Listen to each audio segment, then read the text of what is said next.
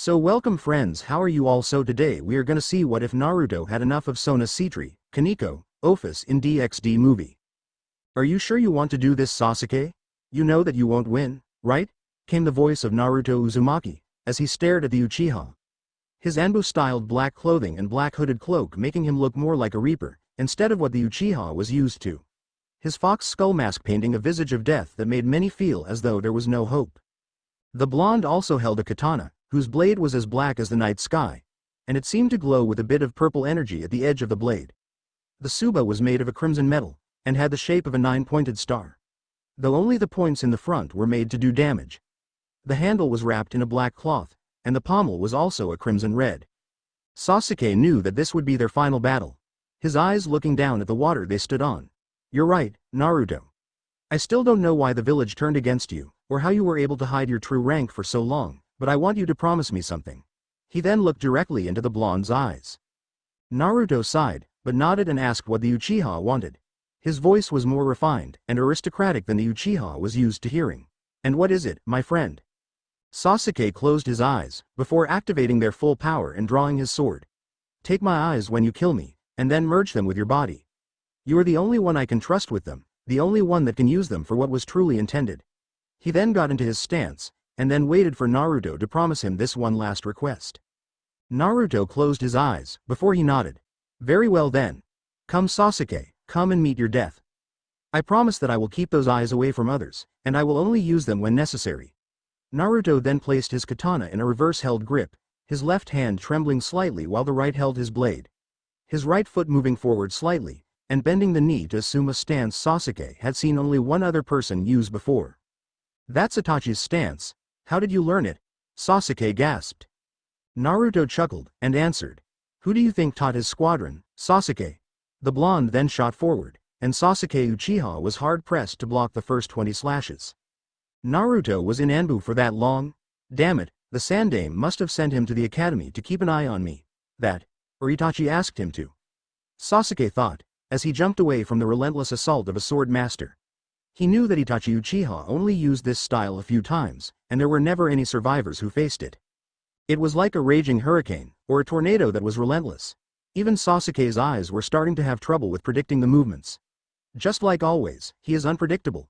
Sasuke thought, as their swords started to clash. Now that he had released the weights that he was using before, he could keep up with the blondes somewhat better. Naruto knew that Sasuke was not really putting his best effort into this fight. He also knew why the Uchiha wanted to hold back a little. He doesn't want anyone to sense us. The council tried to bribe him into hunting me down, and he wants me to end it.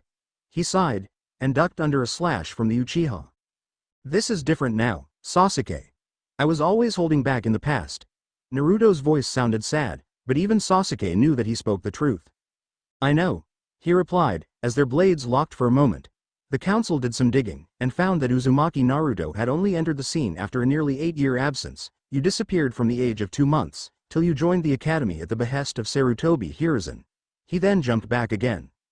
I still have to wonder why you accepted that mission, it never did end anyways. Sasuke shook his head after saying that.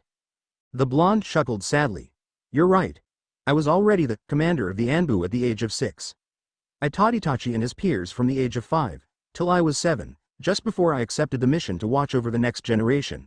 He sighed, before finishing. And now, only the 2 of us remain. Sasuke nodded. Hi. This new war with the other side of the world was not expected, but here we are. And now, the village wants you dead, all because you couldn't save them. What a load of shit. Naruto nodded, as Sasuke leapt forward to begin again. The 2 kept fighting, neither one of them going all out. It looked more like a dance, and both were apparently skilled. If anyone else was watching, they would have said it was the most epic sword fight that any had ever seen. Neither noticed that a young-looking girl was watching them. She wore a gothic Lolita-type dress, with the upper front half cut away. Her nipples were covered with black tape in an X formation, and her chest was small enough to be called a child. Her hair was as black as her eyes, and long enough to reach her knees. Her dress was a myriad of strange for a gothic type of girl. Black and white striped stockings, pink shoes, white skirt, and a pink symbol on the back of the black dress. She gazed at the fight, though her eye was really on the black outfitted blonde. She smiled slightly, though any who saw her would not be able to see it. You are the one, Naruto-kun. You can stop what that fool failed to ensure. The Trihexa and Yahweh were foolish to think that they could stop it, but you will. She then turned to look at a teenager that appeared beside her. They were both floating in the air, and the new girl wore a white kimono. You are here to get him away from this world, Ophis. I shouldn't be surprised. The voice was almost as cold as the now named younger-looking girl. The Ouroboros dragon goddess nodded. Hi, I have. Koyumi *, Shinigami of Universe 93. The Shinigami nodded, and stared at the Uzumaki that was fighting. Please, Ophis-chan. Ensure that Yahweh's group does not acquire him. Only the sitri heiress can be trusted to take proper care of him. No one else. Ophis raised an eyebrow, as Koyumi never called her Chan, unless she was begging. You know what the Gremory heiress will do then, Koyumi? The Ouroboros asked. The Shinigami nodded. Hi. The mirror of Yada has shown it. Her new pawn will bring disaster if left unchecked. Ophis nodded, and sighed. I still envy you all for getting that old scrap of whatever mirror used to do that. The dragon then looked back at the boy she had come here for. Oh, and why is that Ophis-chan? Koyumi asked, before deciding to tease the Infinity Dragon. Are you perhaps hoping that it will show you who would be worthy to become your mate? Is the void getting so lonely, Ophis-chan? Ophis slowly turned her head to glare at the Shinigami. Shut up. Her voice was even colder than Koyumi had ever heard before. That wasn't a no, Ophis-chan, Koyumi said in a sing-song voice. Ophis continued to glare at the other goddess, before finally turning back to the fight. Just let me take him away, and leave me in peace, Nei-san. The Shinigami giggled, before turning to watch the fight. It was now ending. Come on, Naruto. Stop holding back, Sasuke screamed, as he tried to impale the Uzumaki. This fight felt different to him. He knew that Naruto was stronger than him. He also knew that the blonde was still wearing his heart on his sleeve. Are you certain, Sasuke? Naruto asked. You do know what will happen if I unleash even 20% of my power. Not even Kurama, in his full form, could match that. Naruto stopped Sasuke's sword with the index finger of his left hand. Hi, I am tired of all of this. I can't go on without your clanmate. Karen was the one who made me see, he replied, and then lessened his grip on his sword. I loved her, Naruto. Naruto sighed, before nodding. Very well, I will send you to her. Forgive me, my friend. He then threw his own sword away, and Sasuke was surprised to see it fade out of existence. He then placed his right pointer and middle fingers on Sasuke's forehead. Sasuke felt a strange type of energy build up in Naruto's fingers, and saw the blonde's eyes tear up. May you find joy in the pure world, were the last words that Sasuke would ever hear on the mortal coil. Naruto watched, as the light faded from Sasuke's activated bloodline. A small spark of electricity flowing through the Uchiha's head. He sighed and helped Sasuke's corpse lay down. He then heard Kurama's voice. What will you do with his eyes, Naruto? The nine-tailed fox asked. Naruto didn't even need to think. He conjured a scalpel, and then started to remove the eyes of his friend. I will keep them locked away, and I hope to find someone worthy of using them. Kurama sighed, knowing that Naruto wouldn't need them, and yet the fox felt that only Naruto was worthy of such eyes. This will take all of my cunning to do. If he finds out that I copied the eyes, then he might beat me. Kurama thought, before sending a minuscule amount of his chakra through Naruto's hands. Kurama knew that Naruto wouldn't keep the eyes. He would destroy them, which was why Kurama was making copies. He was also going to work them into Naruto's DNA. They still didn't know that they were being watched, and that one of the two observers were preparing to take them away from this world. I will also give him a small blessing, Ophis stated, which made Koyumi raise an eyebrow. And what would that be, Imouto? The Shinigami asked. Ophis smirked, and turned to look at the one she called elder sister. You know that the only blessing I can give is one that defies the All-Creator's laws. Koyumi's eyes widened, and she nervously gulped. You're not saying that. Ophis hummed, and replied. Yes. He will be a paradoxical anomaly. Truly immortal as long as he uses the power, but he won't be able to use it indefinitely. She then raised her left hand, and started to lowly chant in a speech that Koyumi had only heard once before. Oh dear, Ka-chan won't like this. But not even I could stop Ophis. Koyumi worried at her bottom lip, biting it hard enough to cause pain. But not to draw blood with her fangs. I should call Ka-chan, but I don't want my dear Imouto to get in trouble. Damn it. She did want the boy to be well off and safe, however, so she decided she would wait until seeing their mother, and then letting the Supreme Woman know about it. She didn't know that their mother was watching, and laughing at her. Naruto sighed, as he sealed the jar with Sasuke's eyes away. He didn't let Kurama know that the liquid in the jar was actually an acid. He rubbed his eyes, feeling a slight burn, but didn't pay too much attention to it. He then turned to the left, as he had felt a buildup of power. He spotted two girls. One was a child's age, and the other was a teenager. He knew that the teen was a goddess that he was somewhat familiar with, but the young girl he did not recognize. The power came from the younger of the two, and he could feel that it wasn't threatening, but he knew there would be a bit of pain. Damn, this is going to hurt, he sighed, before hearing the young girl's voice. Gomen, but you are needed elsewhere. She then cast a spell, and a magic circle appeared around him.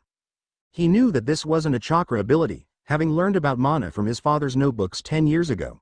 He even knew a few types of magic from studying the pre-chakra arts, even though they were few.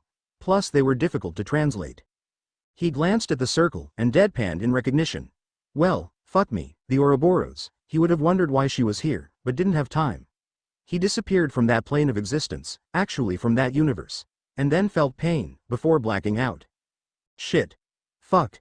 Hold on, Kit, Kurama screamed, as a wall of colors flew by them. He was trying his damnedest to keep Naruto together. This place was not meant for humans, after all. You're probably going to hate me for this, but I have to change you, he said, sighing as he reached for his chakra. He then began molding it to change Naruto's DNA even further. It took a few minutes, but once the change started it was sudden. From the top of Naruto's head sprouted 2 golden fox ears, and from the end of his tailbone sprouted 9 golden fox tails. The tails, and the ears, had white tips, though it was harder to see the white on the ears. A hole was torn in the back of Naruto's black Hakama-styled pants. It was a little forceful, Kurama had to admit, but at least Naruto was unconscious for it. Yeah, that would have hurt. His cloak was shredded, so one could see his outfit now. Naruto wore a black muscle shirt, looking like one that was worn on a hot summer's day. Over that he wore a black haori that went to his knees. On the back of it was a kanji that said, Reaper. It was also on the left breast of the coat. Both were crimson. On the bottom of the coat was a dark red flame design. His hakama were just as black, but there was crimson cloth bandages tied to his ankles and most of his shins to keep the pants from interfering with his leg movement. His sandals were a dark crimson, as were the fingerless gloves. Below the haori, but over the shirt, was a crimson anbu vest. It had a black kanji that said, Commander, on the front, and also held the emblem for Konohagakure. His belt was a crimson leather belt that had a buckle in the shape of a fox's head, where the eyes of the head had rubies grafted in them. His mask, which still looked like a sinister fox skull, remained on his face. It was made to absorb just as much damage as his flak vest. Though his entire outfit was embroidered with seals to constantly repair itself, as well as be nearly indestructible. His pouches, scrolls, books, and other equipment would not be worried about, as Kurama remembered that Naruto held them in a seal just below his anbu tattoo. Then again, he could just conjure shit. I can't believe that G-san tried to have the old arts wiped out. Magic has a lot more uses than chakra, Kurama mentally sighed. Kurama also knew that Naruto was lucky to have found his father's notes. The Namikaze may have not been a full clan, but they were the oldest family that still existed. Kurama stopped thinking as a light enveloped Naruto, and he disappeared from the void-like place they were in. Kurama was still safely sealed in Naruto's navel, so at least he could watch over the boy who had just become a Kyuubi no Kitsune. Sona Sitri's office, Kuo Academy, 17th of June 2011. Sona sighed, and pulled her glasses from her face, before she rubbed the bridge of her nose. She had been gazing at her evil pieces, and worried at her bottom lip. Only one piece had been used, a bishop, and it had been used to turn Shinra Tsubaki into a devil. She was also dreading the next day. Oni-sama is coming to visit. Is this punishment for some other life? She groaned, but then a glowing purple light caught her attention. She opened her eyes, and placed her glasses back on. What? She gasped, as her queen piece started to shift and mutate. It turned a dark purple color, and a sword formed pointing up from the crown. Looking a lot like the fabled sword in the stone, ready to be pulled out. She stared at the piece, and wondered what it meant, but then a magic circle appeared on the ceiling, and from it fell a young man. She jumped, not knowing if he was an enemy. Tsubaki slammed the door open right as he hit the ground, and held a naginata. Sona stopped her, by holding her hand up when she noticed the teen wasn't moving. She also noticed that his breath was labored, and that he had 9 tails coming from his rear. A Kyuubi? She then leapt over her desk, and felt his neck for a pulse. It was frantic, and her connection to her pieces was telling her that this teen-aged man was right for her peerage. She turned to glance at her evil pieces again, and found the changed queen piece was glowing brighter. Tsubaki approached, her naginata still held in her right hand. Kaichu? What is going on? She then heard Sona gasp slightly, and turned to stare at what held her king's attention. Her breath caught in her throat. Sona's eyes widened, when she felt the teen's pulse almost stop. She didn't even stop to think, as she jumped up to grab the queen piece, and then turned back to him and placed it on his chest. Please let this work, she said, and suddenly knew his name from a whisper. I command thee, Naruto Uzumaki, to rise and be reborn. Thou shalt become my queen, and live a new life as a devil. Feel joy, as you are reborn to be my second in command.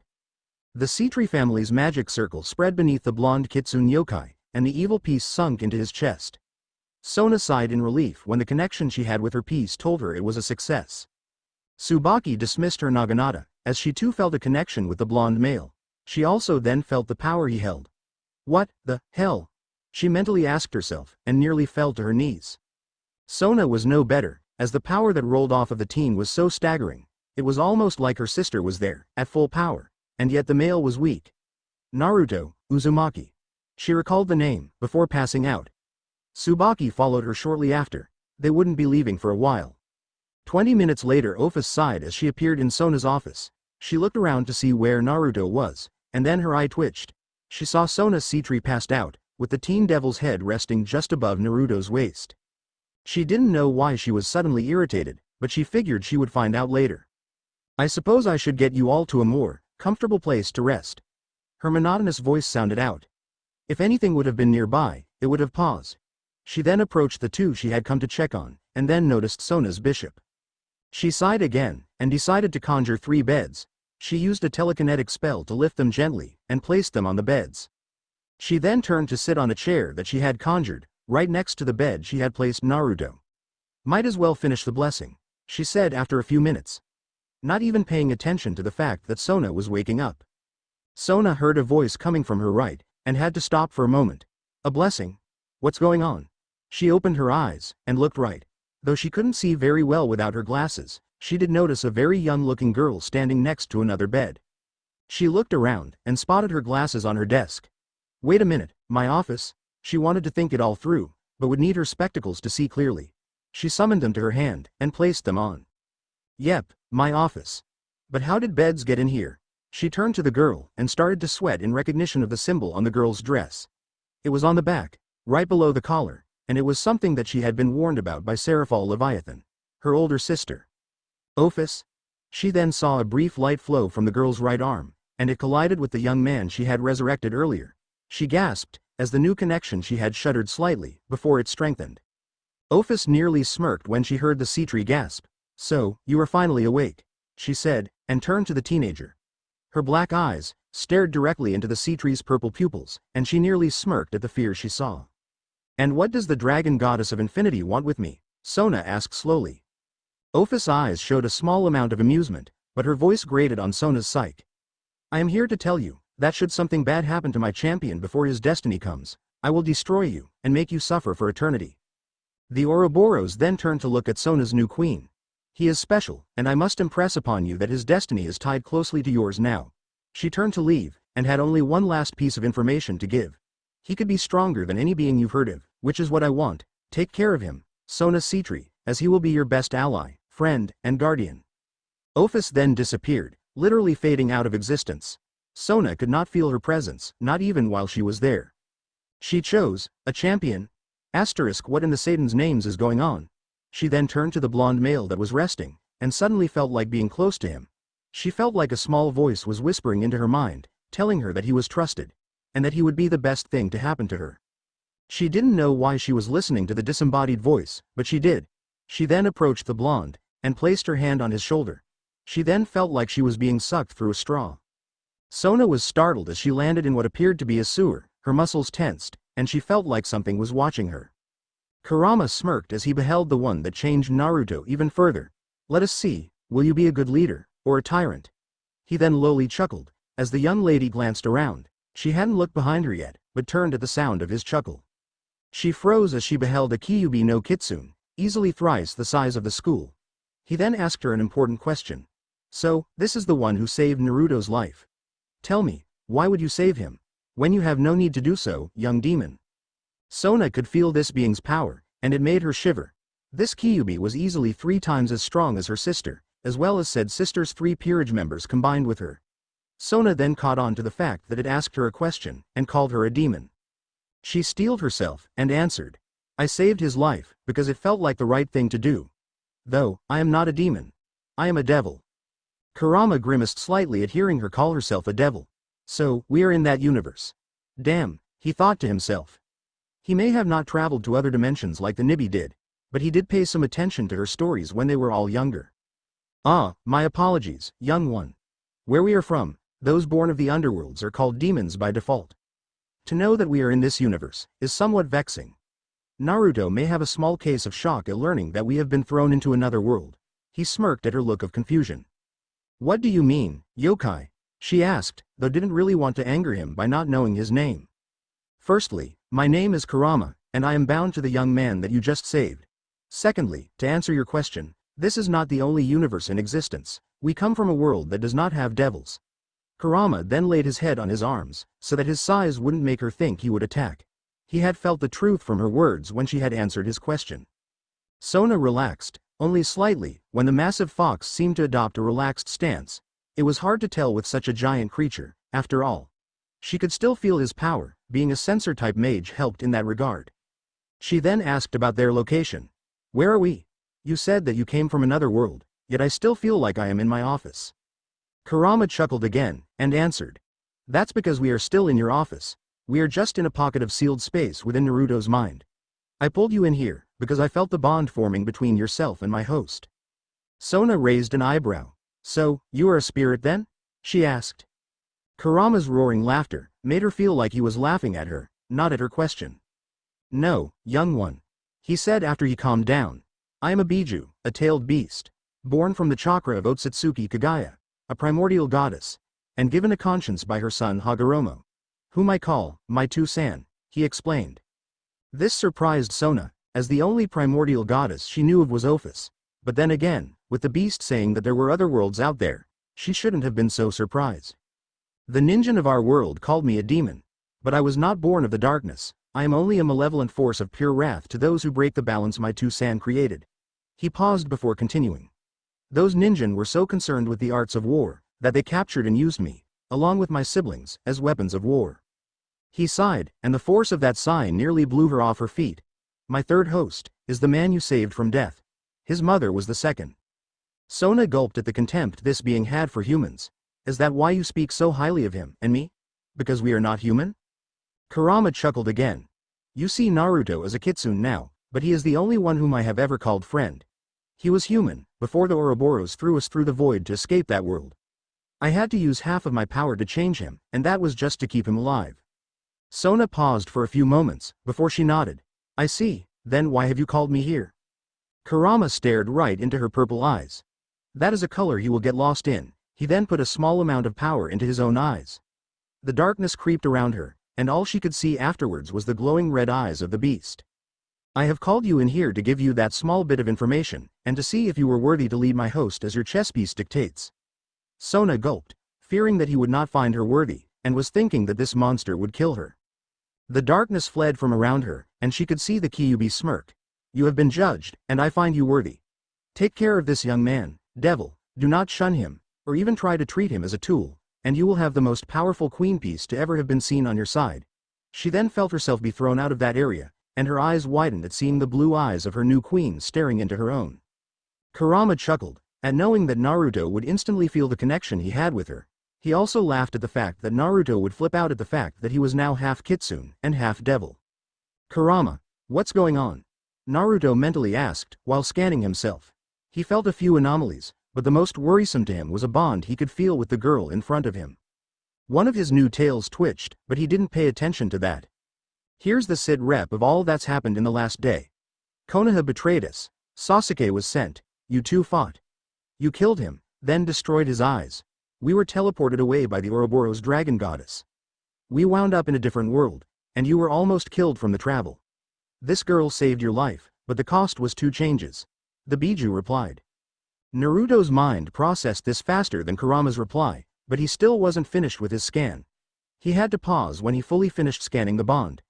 Am I really bound to her as a servant? Never mind that, what did you do? Naruto heard Kurama chuckle, but the fox didn't answer. Fine, lazy ass. Naruto then noticed that the young lady was coming to consciousness. Her eyes caught him off guard for a moment, and his own lessened their intensity. Sona stared into her queen's eyes, and felt a small bit of nervousness at what he would say. She took a moment to calm herself, and spoke to him. It is good to see you awake, you caused quite the scare earlier. She noticed his head tilt slightly to the side, and his eyes changed slightly. His right eye turned black, with a red six-pointed star. His left turned to fully purple, with concentric rings, and 9 comma marks floating in a lazy spin on those rings. The pupil was a darker purple, and although she could feel power from these eyes, she felt like he didn't even know about them yet. Naruto's brain froze at her voice, and he could have sworn that Kurama was laughing. It would be a while before he could respond though, as his new eyes were shutting down everything to help heal and settle his new appendages to his psyche. Sona noticed his eyes lose focus, but she heard the voice of Kurama speak to her. Well shit, I should have known that his new body would take a while to get used to. His mind is shutting down, so that he can accumulate to everything that's happened. It shouldn't be longer than a few days. She nodded, not even wanting to figure out how the kitsune was able to speak to her. She didn't know why she did it, but she helped him lie back, and then rubbed his arm in a comforting gesture. I'll need to find a suitable room for him, he doesn't have anywhere to stay. She then heard Tsubaki waking up. Leviathan Manor, Underworld, 17th of June 2011, late evening. Serafall Leviathan sighed, as she sat in her personal study. If one could call it that, as it looked more like a room full of anime and manga. Her outfit was a black nightgown, with a few pink stars spread out over it. A pink scarf that her mother had made for her quite some time ago. Her feet were bare, as well as not having any undergarments. One would think that she was waiting for a lover to turn up. Her eyes, however, told another story. I'm borrred. Her scream echoed out through her mansion, and the few servants she had ran away from the area her study was in. The mansion shook from the sound of her scream, and it scared everyone in the surrounding few miles. Serafall-sama. Please, do not scream like that again, came the voice of her headmaid. The woman stepped through the recently opened door, her orange hair styled in a ponytail, and was wearing a pink maid's outfit. Her outfit also held a few baubles that wouldn't be found on a normal one, all in blue. The Satan of diplomatic relations turned to the newly arrived devil. But sissy, I'm bored, she nearly screamed again.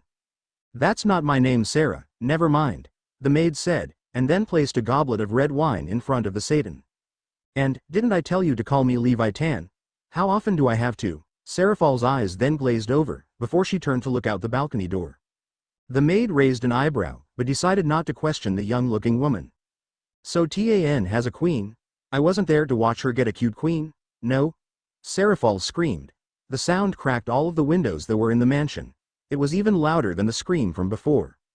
She jumped up from her couch, and ran out the door. I'm gonna go see Tan. The maid sighed, and looked at the damage caused by the Satan's outburst. The windows shattered shortly after. I think I'm going to retire soon. This is too much, 100 years, I'm done. The maid then turned, and left the room. She didn't even try to clean the mess of wine. Sona's house, minor mansion, actually, guest bedroom, 18th of June 2011. Sona sighed, as she sat next to Naruto's bed. It didn't take long for her and Tsubaki to get the young blonde situated as he healed. She felt like today was not going to be a good day for her. Oni-sama will be at the academy soon, or here. She sighed again, feeling her sister's power wash over the mansion. Damn it, she said, as Tsubaki knocked and stepped through the door. Kaichu, Serafall-sama is here, Tsubaki announced, before the telltale scream was heard. Tan, I have come to see you. The annoying scream was heard, before Tsubaki was thrown to the side, and Sona was nearly crushed in the dreaded hug of her sister. I was so happy to come here, Tan. It has been so long since I last saw you, and you never write me. I was getting sad, but then realized you probably don't have the time to write me. Damn paperwork, why does that exist? And then It went on, and on for about 30 minutes. Sona was just happy that the Leviathan let go of her after only 2 minutes. She sighed, and ignored the inane drabble of her sister for the amount of time that it was going on. So how have you been, Tan? Serafall finally asked. The sitri heiress sighed again, though it was in relief at the fact that the Leviathan finally stopped babbling. Just fine, Ne-sama. Now, why are you here? Serafall looked like a knife just went through her chest. She even placed her hand over her heart. Oh, So Tan, you wound me so. Why are you so mean to me? She then stopped acting like a child when she saw Sona's eyebrow twitch. I came here to see you, for the annual report. I also noticed that you got a queen yesterday, and wanted to greet the newest peerage member of yours. Sona sighed again and rubbed her forehead. You won't be able to greet him, as he is still recovering from the turning. She then placed her right hand on Naruto's left arm, drawing Serafall's attention to the teen that slept on the bed. He's had a rough time, as of late yesterday. He is a Kyuubi no Kitsune, and had a rough travel to this world. I resurrected him around 22:30 late last night.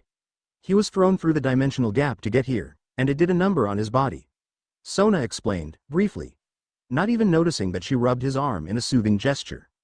Serafall did notice it, and narrowed her eyes at the blonde. Wondering what he had done to earn Sona's slight affection, she asked. You said he traveled to this world.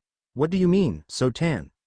Sona's sweat dropped, and gazed into her sister's eyes. He's from a different dimension, Ne-sama. I found that out about 30 minutes after resurrecting him. He was in a critical condition. The Ouroboros dragon goddess stepped in to help heal him. She even said that he is her chosen champion.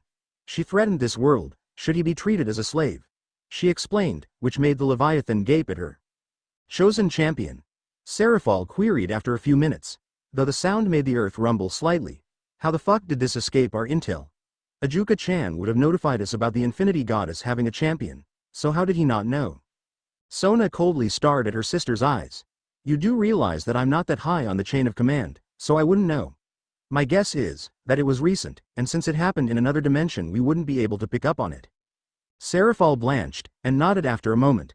I guess you're right, damn, I should have realized that when you said he was from another world. Our eyes only reach to this world at the moment, even though we know there are more out there. Sona sighed again, and took her glasses off to rub the bridge of her nose. It was the first time I ever heard of it, she said. Serafall sheepishly rubbed the back of her head. It's a high-profile kind of thing. Need-to-know basis, so only the higher-ups of our faction know about it.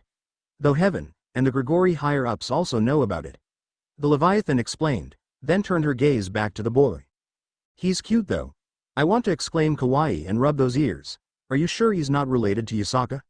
Those features are strikingly similar, she asked. Sona nodded, and replied in the affirmative. Tsubaki brought in tea for the two, a few moments afterwards. Sona also gave the report that she was expected to give to the Leviathan. It took nearly an hour, but it was only the verbal report. She would have to give the written one by the evening. It was what she had been working on the night before, until Naruto appeared. Serafall also questioned her about the boy a little more, but she couldn't give much information about him. Not until she learned more about the blonde, would she be able to give the information that was needed. And even then, it would only be info that would not be a breach of trust. She had decided that, after she moved him to her home. She still seemed to hear a disembodied voice speak to her, every now and then. It was distinctly female voice, not the voice of Kurama as she could now recognize it, but a different and altogether divine type of voice. It seemed to encompass her in a soothing and motherly way. She wouldn't realize that it was the All-Creator's voice for quite a few centuries. Sona sighed in relief that evening, as Serafall finally left her home. Finally, damn it, why do the four Satans have to be so weird? Is it the price for being so powerful? Her mental question would be answered after a while by her new queen. Tsubaki had also sighed in relief, after the woman had left. She shared her king's view about the Leviathan.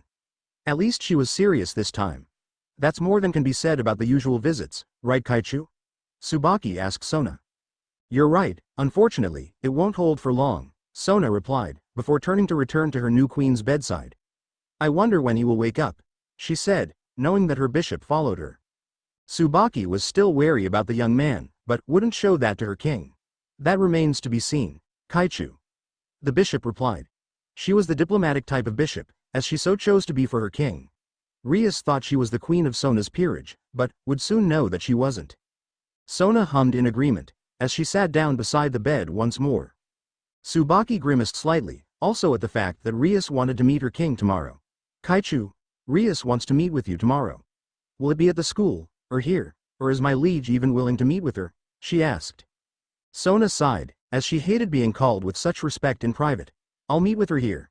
My formal office, and we can have that chess match she so wants. She'll never beat me, not with how she plays, she replied. Tsubaki nodded, and turned to leave. She headed for the kitchen, knowing that dinner would need to be prepared soon. I will prepare dinner, Sona Kaichu. Would you prefer something? She asked. Sona thought for a moment, before replying.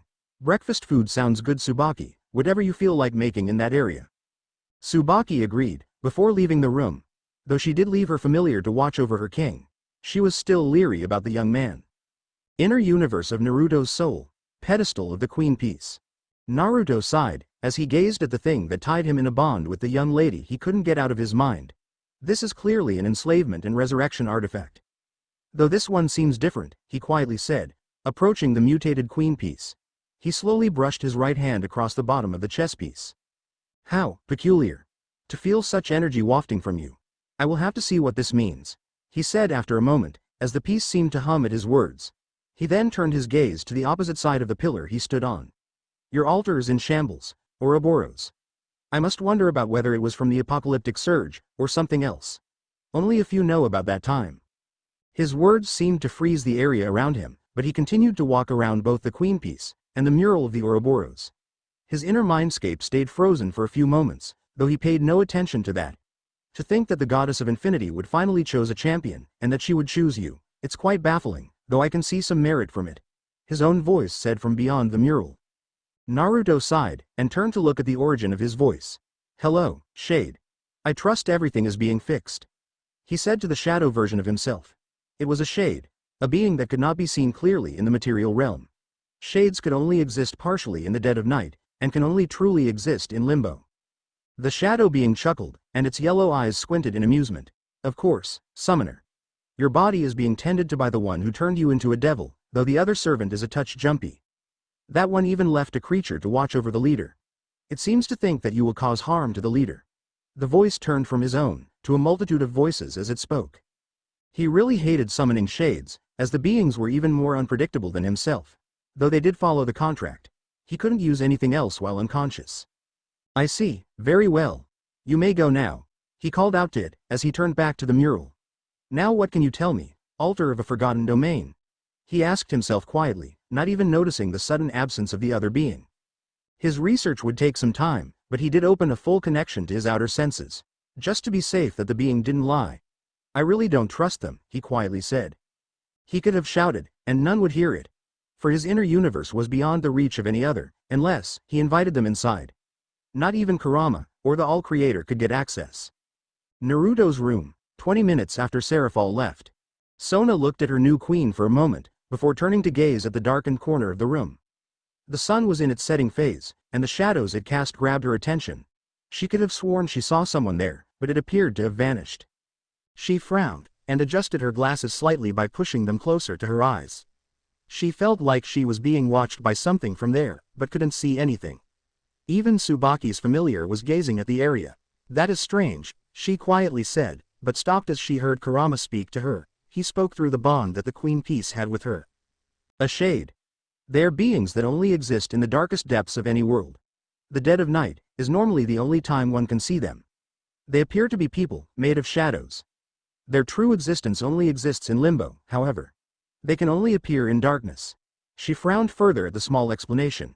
It means that Naruto summoned a few to guard him, while he deals with his own inner world to recover. Sona appeared confused for a moment, before asking a single question. Are you talking about the silhouettes of people that appear at night? Hi. Shades are the darkest of beings, only existing on the material plane for a few moments normally. Naruto has a contract with the realm of limbo, and can thus summon them. He hates using them, but they are the only thing he can summon while unconscious. The fox said, before sighing. It just means that he doesn't trust what is happening right now.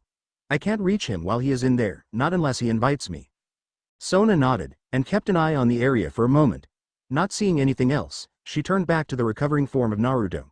May I ask you something about him? Just a general overview of his character, if I may? Kurama hummed, while keeping an eye on how well Naruto was healing. This is going to take a while, although, if she could do something to help him stabilize. His thought carried out before he replied. Naruto is a very strange person. He wears many masks in the outer world, and will not let anyone truly know him easily. He is intelligent, and can read people in a way that makes everyone seem like an open book. He is also resilient in his ways, to the point that no one can change his mind once it's set. He doesn't believe in taking much easy, and is more than willing to work for his keep. Kurama's voice was quiet through the bond, almost like he was recalling a lot. He is unusually kind to most people, though he doesn't show it much. In his usual persona, he acts cold and uncaring of most things. He is more than willing to kill those he fights, though he occasionally won't. He is a true commander-class shinobi, and can devise assassinations that even the best cannot figure out. He is a warrior, though he is best suited to quick annihilations and stealth. Kurama then sighed, and Sona could feel like it was a military bio. He is the best that his home has had in nearly a century. His views are moral, but he will not let his enemies escape if he can help it.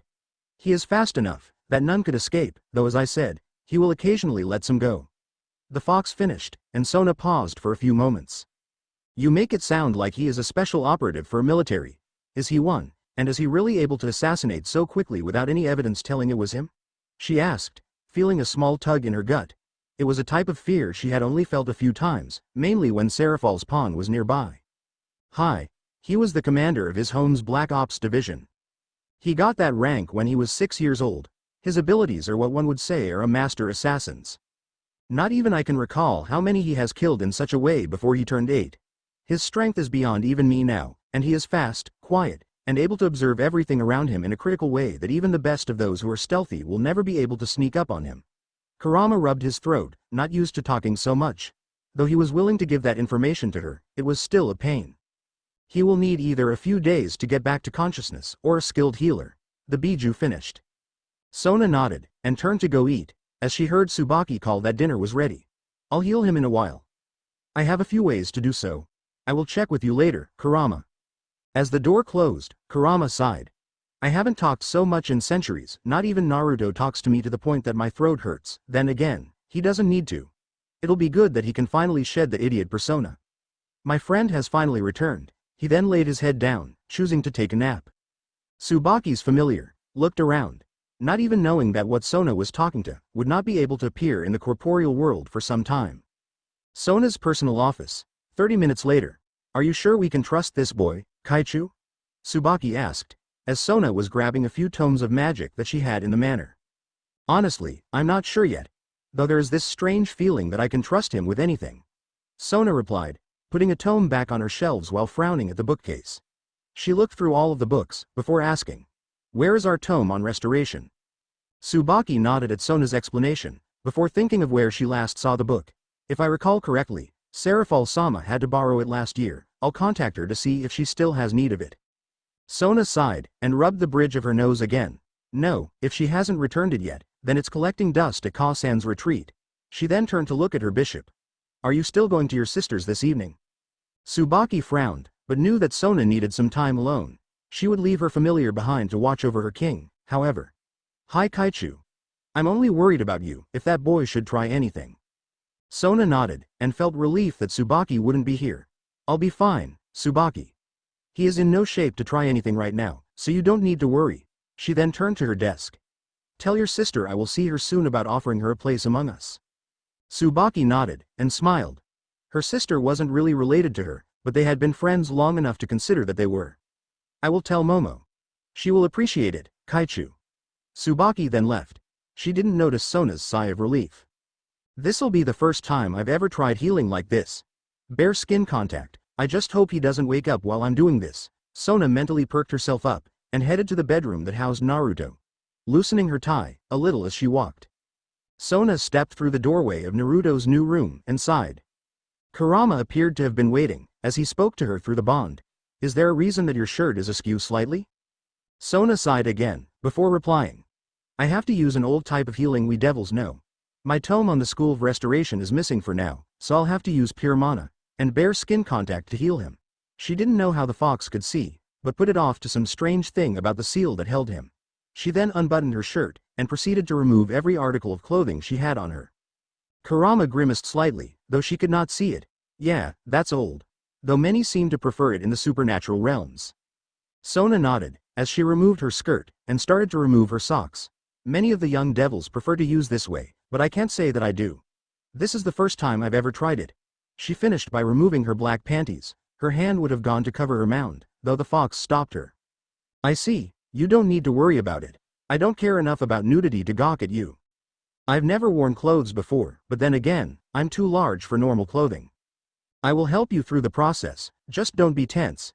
If you do not focus enough on your energy, you will more than likely cause harm to both him and yourself. Kurama said. The fox cut the connection he had to visuals in the outer world.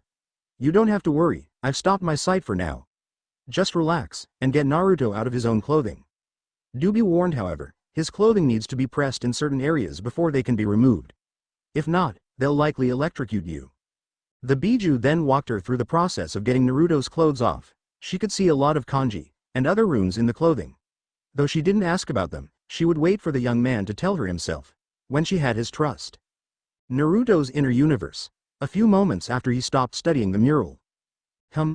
Someone is using BBC restorative magic, I'll need to talk to Kurama. He said, and turned to look once more at the queen piece that resided there. I suppose it would be that young lady. This thing is getting slightly more stable now. He then turned back to the mural. You, however, are very different. He approached the center of the giant pillar he stood on, and sighed. This power has only been seen once before, according to Toussaint's books. An anomaly. He then sighed, and started to leave the place by fading out of it. I'll look into you more later. XXX Kurama was focusing on keeping Naruto's chakra stable, and did not see the blonde approach him, due to his eyes being closed. He did notice, however, when Naruto wrested the stabilization from him. You've returned. The fox spoke. Naruto sighed, and nodded when the fox looked down at him. I've been looking into the two new props. That piece she used appeared in my sanctum. There is also another there, one that hasn't been seen in a few cycles. Kurama raised one eyebrow, waiting for Naruto to explain. Naruto continued after a few moments, readjusting the flow of his mana to match his chakra. A dilapidated mural of the Ouroboros dragon goddess, appearing as an altar to her. I haven't been able to fully look through it, but it is a blessing. It seems to give the ability of being a paradox, though I can't be too sure until I test it. Naruto finished, and closed his eyes fully. I also noticed the two changes you did. I wanted those eyes gone, but I guess we might need them at some point. And please, don't get me started on the fact that you changed me to a yokai. Kurama grimaced, and backed away slightly. I apologize, but the second change was necessary. Without it, you would have perished in the void. The eyes, I couldn't let the last pieces of my Toussaint's visionary abilities disappear. He made sure that Naruto wouldn't move before he spoke.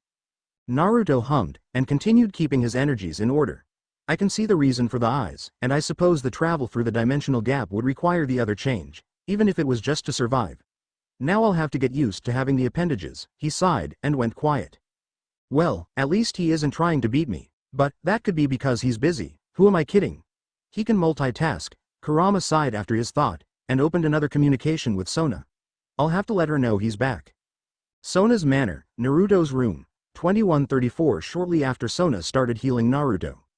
Sona blushed, as she lay with Naruto and continued to heal him. She was focused on the healing, but her face flushed in subconscious embarrassment, and slight arousal. She barely noticed when a new telepathic link was established with her, but didn't jump at the voice of Kurama. He has returned from his inner world, and is currently working on keeping his energies stable enough for you to finish. I keep failing to remember that he has two different energy types, so you can now loosen your focus. She sighed in slight relief, but grimaced at the thought of the young man knowing whether she was naked. She was about to ask if he did know, but Kurama already answered. He is aware that you are using skin contact for the healing. He actually knows multiple types of restorative magic, but this one isn't used much. His knowledge of spell crafting is near the level of the ancients of our home world, though he doesn't know everything. I doubt he'll awake in time to see you, but he wouldn't care at the nudity. He is still a hardcore shinobi. She grimaced, and felt herself heat up a little. It had always been a problem for her, when people knew she was naked. It seemed to ignite her arousal quite a bit. She tried to keep it from influencing her, but it still made her body slightly suffer with desire. She sighed, when Kurama broke the connection to her mind. He even seemed to have disappeared from the bond, though she knew he wasn't gone. Well, he is at least focused more on keeping his mana in check. Still, what is he thinking? She asked herself, not knowing if speaking aloud would make the young man hear her. She didn't know that he was used to multitasking, even inside his head. She wouldn't learn that for a while, however. She fell asleep nearly an hour after he returned to the seal. Sona's manor, Naruto's room, 19th of June, 7:30. Sona groaned slightly as she awoke, and reached to the end table beside the bed for her glasses. As she put them on, she looked around the room. Where is he? She mentally asked, not noticing that the balcony door was open, and the blonde was sitting on the balcony. His voice startled her, and made her blush slightly at its sound. You might want to consider dressing yourself, miss. She looked to the balcony that was all across the manor on the third floor, and she saw him sitting with his back to the door. She jumped at fully remembering she was naked. She then used her magic to dress herself in her preferred relaxation outfit. A black tank top, underneath a pristine gray t-shirt that had an ice blue snowflake on it over her chest. Gray cargo shorts with a brown belt, and finishing off with white socks that reached her knees. She heard him chuckle, and looked back to him. It is surprising to find another user of mana, though I suppose I shouldn't be. He then stood, and she recognized the outfit he was wearing. It was the same one she had to take off him last night to heal him. He turned, and the morning sunlight made his eyes seem to glow slightly. The eyes were still the changed ones she had seen the other night. One black and red, and the other completely purple. The symbols in the eyes made her wonder about whether they were a sacred gear. He then stepped through the door, and his eyes seemed to glow more in the shade of the room. "Before we begin, might I know the name of the beauty who saved my worthless corpse?"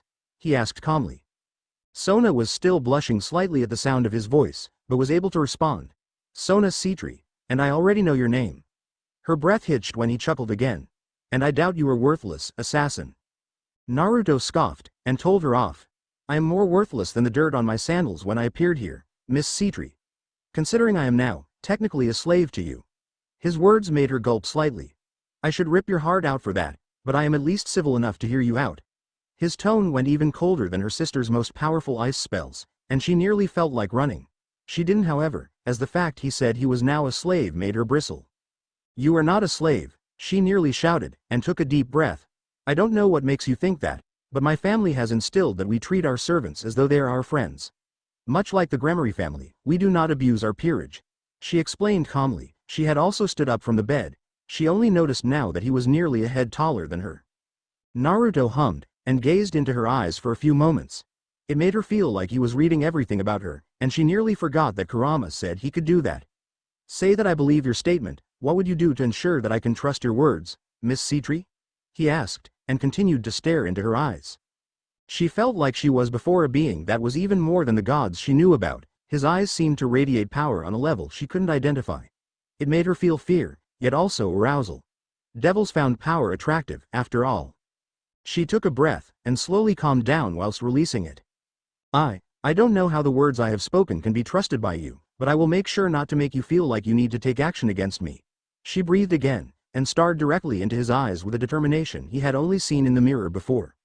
"The Queen Piece entails that you are my right hand, my second in command for the peerage and in raiding games. You hold power over the peerage whilst I am away, and no other member can take that from you." She watched him blink, and he raised his eyes skyward. He paused for a moment, getting his thoughts together. "Are you saying that the piece is related to chess?" he asked her. She nodded, and wondered how he knew of the game. "I see." He then turned to walk back out on the balcony. "Kurama explained to me that you are a denizen of this world's underworld. A devil, if I recall. The fact that you have clearly stated your family is one of a few that do not enslave others, is a small comfort," he said, as he stopped at the balcony's railing. "I can only presume that others do not do so," he sighed, before turning back to her. His eyes alight with an intelligent gaze. "Very well, I will work with you for the time being. You are the only one who can teach me of this world, and if I feel like you would abuse this bond we share, I will make sure that the underworld will not survive. So, let's try to get along, Miss Sitri," he said in a cold voice, though it wasn't as frozen as before. She then knew that he would need a friend in this world, and she decided to be that for him. To make him see that she would never use him as a tool or a slave. She would not know for a while that he could read her thoughts slightly. She didn't even notice his eyes widen in slight surprise. Kuo Academy, Occult Research Club Room, 8 o'clock within the old school building of Kuo's illustrious academy, the clubroom that belonged to Rias Gremory, sat Koneko Daju. Her amber-colored eyes stared out the window of the club's meeting room. Her eyes were narrowed, and the hair on the back of her neck was statically standing straight out. Rias Gremory stared at the young Nekosho in worry. "What is it, Koneko?" Rias asked, her tone showing that she was concerned with the young girl's stance. Koneko didn't answer for a few minutes, and the pause made Rias even more worried. The white-haired girl replied after what felt like a long while. "There is a Senjutsu user in Kuo." Her tone was cold to the average listener, but Rias could hear the fear in the girl's voice. Rias grimaced slightly, knowing that this fear of Koneko's was personal. She waited a moment, before responding. "We will let Sona know. I have a meeting with her today. You may come along, if it will help." Koneko sighed, and then nodded. "Arigato bucko," she said, and Rias could pick up a slight bit of hope mixed in with the gratitude. They wouldn't realize that the one Koneko sensed would be there as well, until after they would meet him. The door opened and Akeno walked in. She looked pristine, as usual, but Rias could also see worry in her eyes. "Bucko, good morning." Rias nodded to the greeting, though the Gremory raised her own eyes at Akeno's. Rias then asked her newly arrived queen, whilst thinking something strange was going on. "Good morning, Akeno. What has you making that expression?" She was good at a lot of things, concerning magic, but she wasn't the best censor around. Akeno paused, and grimaced fully. "There is a large source of power in town. It's coming from Sona's house, and it doesn't feel like anyone we know," she said slowly, her voice taking a very worried tone. Rias narrowed her eyes. "All right, something's going on, and for it to cause these two worry and fear like this, we need to move." She then stood and crafted a teleportation circle. "Let's go. Koneko, be ready for a fight.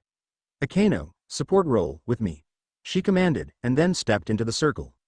The other two followed as soon as her command was given. This happened just before Kiba walked through the door, to let Rias know of the meeting's location change. Sona's Sitri's manor, main entryway. 8:20 Sona walked into the main entryway of her manor, having felt a teleportation circle appearing there. The room was a bit of a classic Victorian style, as was most of the manor. The floor was made of marble, and the pillars holding the second floor walkway was made of a lighter shade of marble.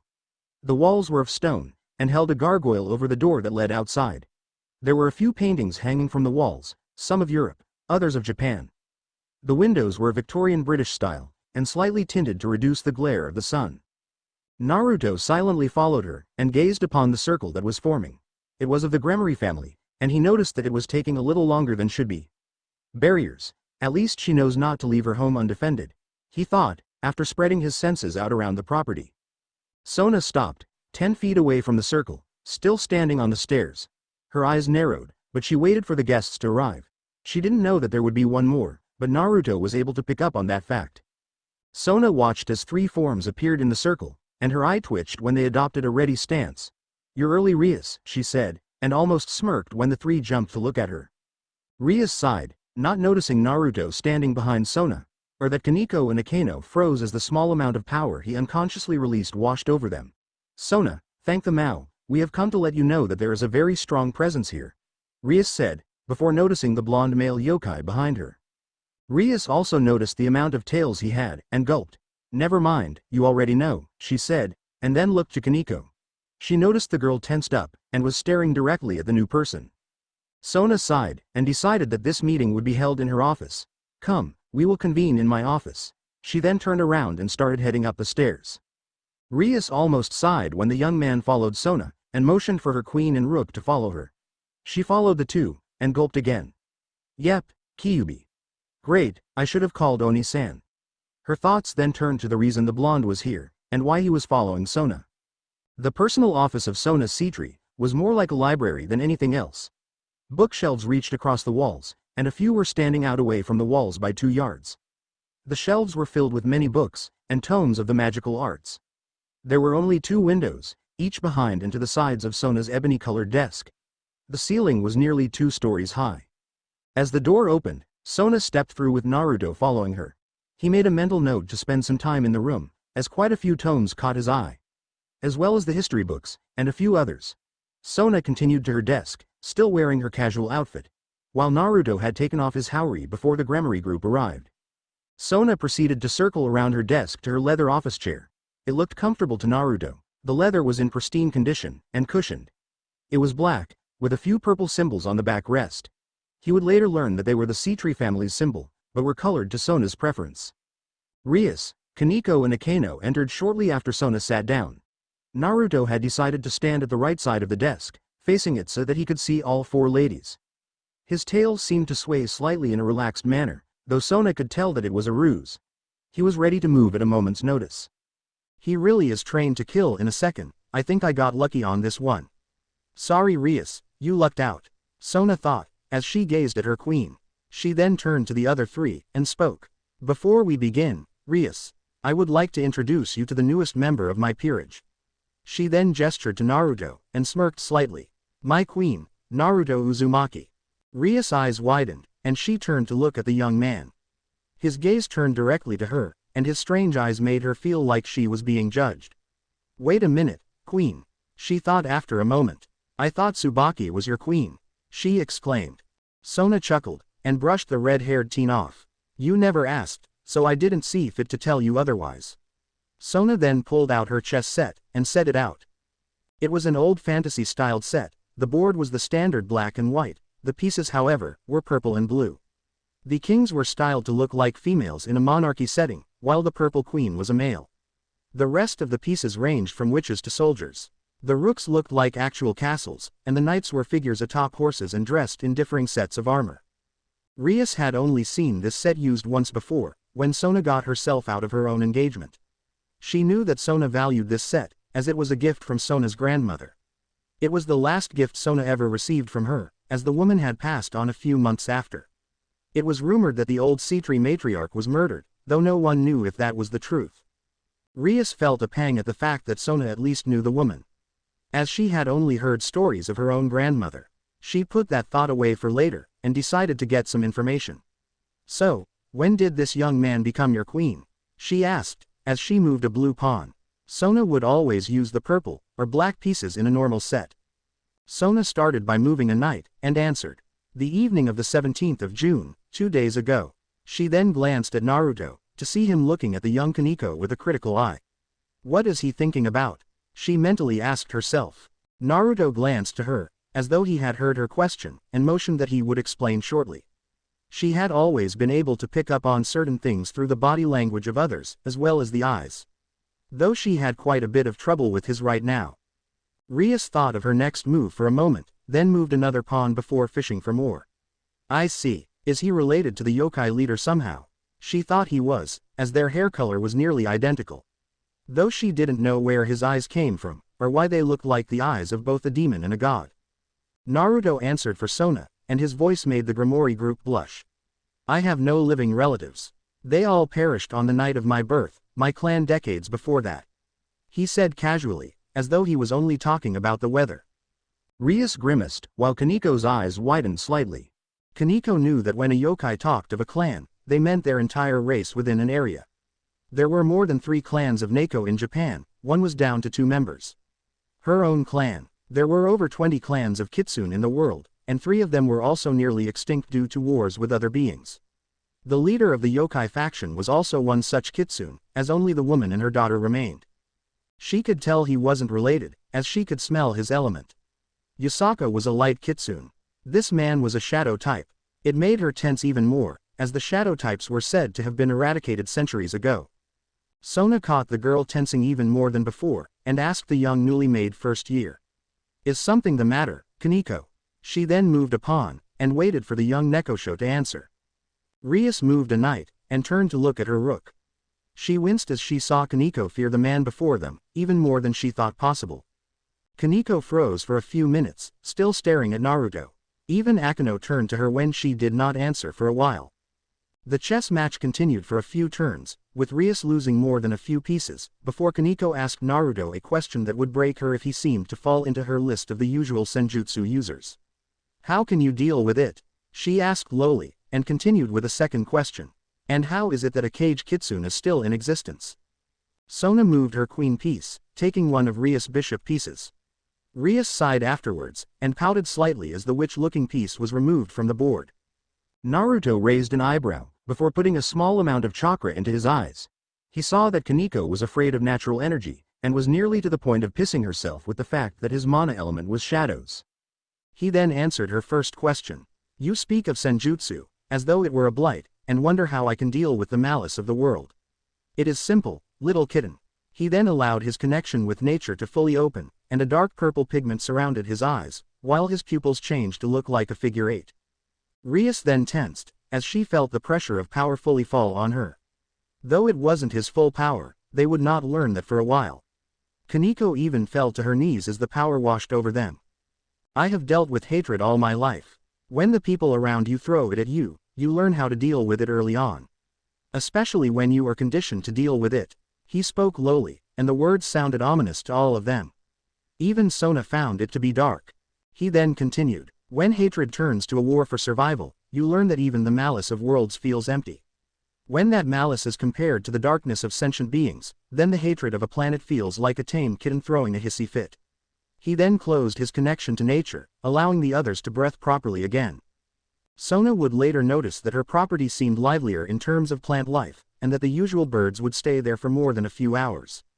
Koneko breathed a little easier, and felt the natural energy around the property seemed to purify.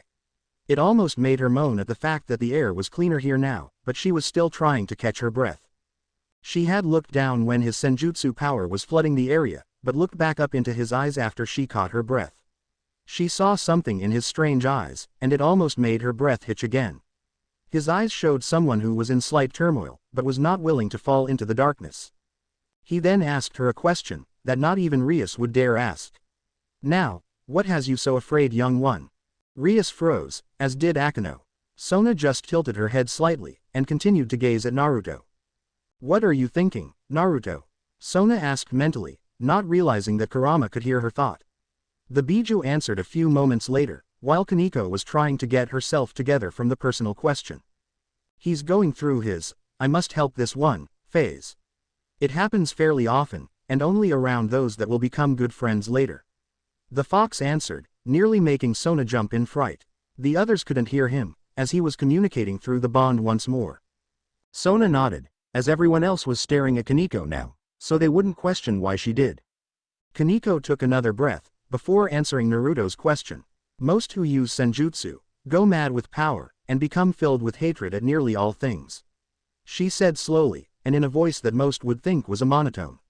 Naruto could feel her emotions however, and knew that she was afraid of the hatred. He closed his eyes, and sighed. "So, you are willing to cut yourself off from producing children, just so that you won't go crazy. You are a strange one, little Neko." His words caught them all off guard, even Koneko was confused. She then asked what they all wanted to. "What do you mean, cutting off on producing children?" Naruto sighed, and rubbed the bridge of his nose. "And here I thought you would know that." He then gazed directly into Kaneko's eyes. "By not using the natural energy around you, by not drawing it in, you are, in effect, killing your ability to have children. You are choking your biological processing to the point that it will kill your ability in a few years, by not drawing in that energy." He then pulled a tome from his pocket dimension. Seemingly pulled it from the depths of a void, or conjured it from nothing. He opened the tome, and turned through the pages until he found the one he was looking for. This tome is on the history of yokai, and says this: "For those yokai that do not take in the natural energy around them, in accordance with the pact set forth by Lady Amaterasu, they give up their ability to produce offspring, and eventually get weaker as time goes on. Even if they are not trained to accept that the malice of any world is not really a problem, they must at least draw in the energy, otherwise they succumb to madness and eventual death of entire lines. This is taken from the contract of the sun goddess, Amaterasu." Chapter 34 of Yokai History. He then closed the tome, and handed it to Koneko. "Keep it, I have 13 other copies. It is written in an older dialect of my home's language, which is similar to Japan's. Translating it should not be difficult." He then turned to watch the chess match once more. Koneko accepted the book, and her eyes widened slightly. She was able to read it, and noticed the name of the author. It was the same author who wrote most of the educational books for yokai, and had been named as the most scholarly yokai to date.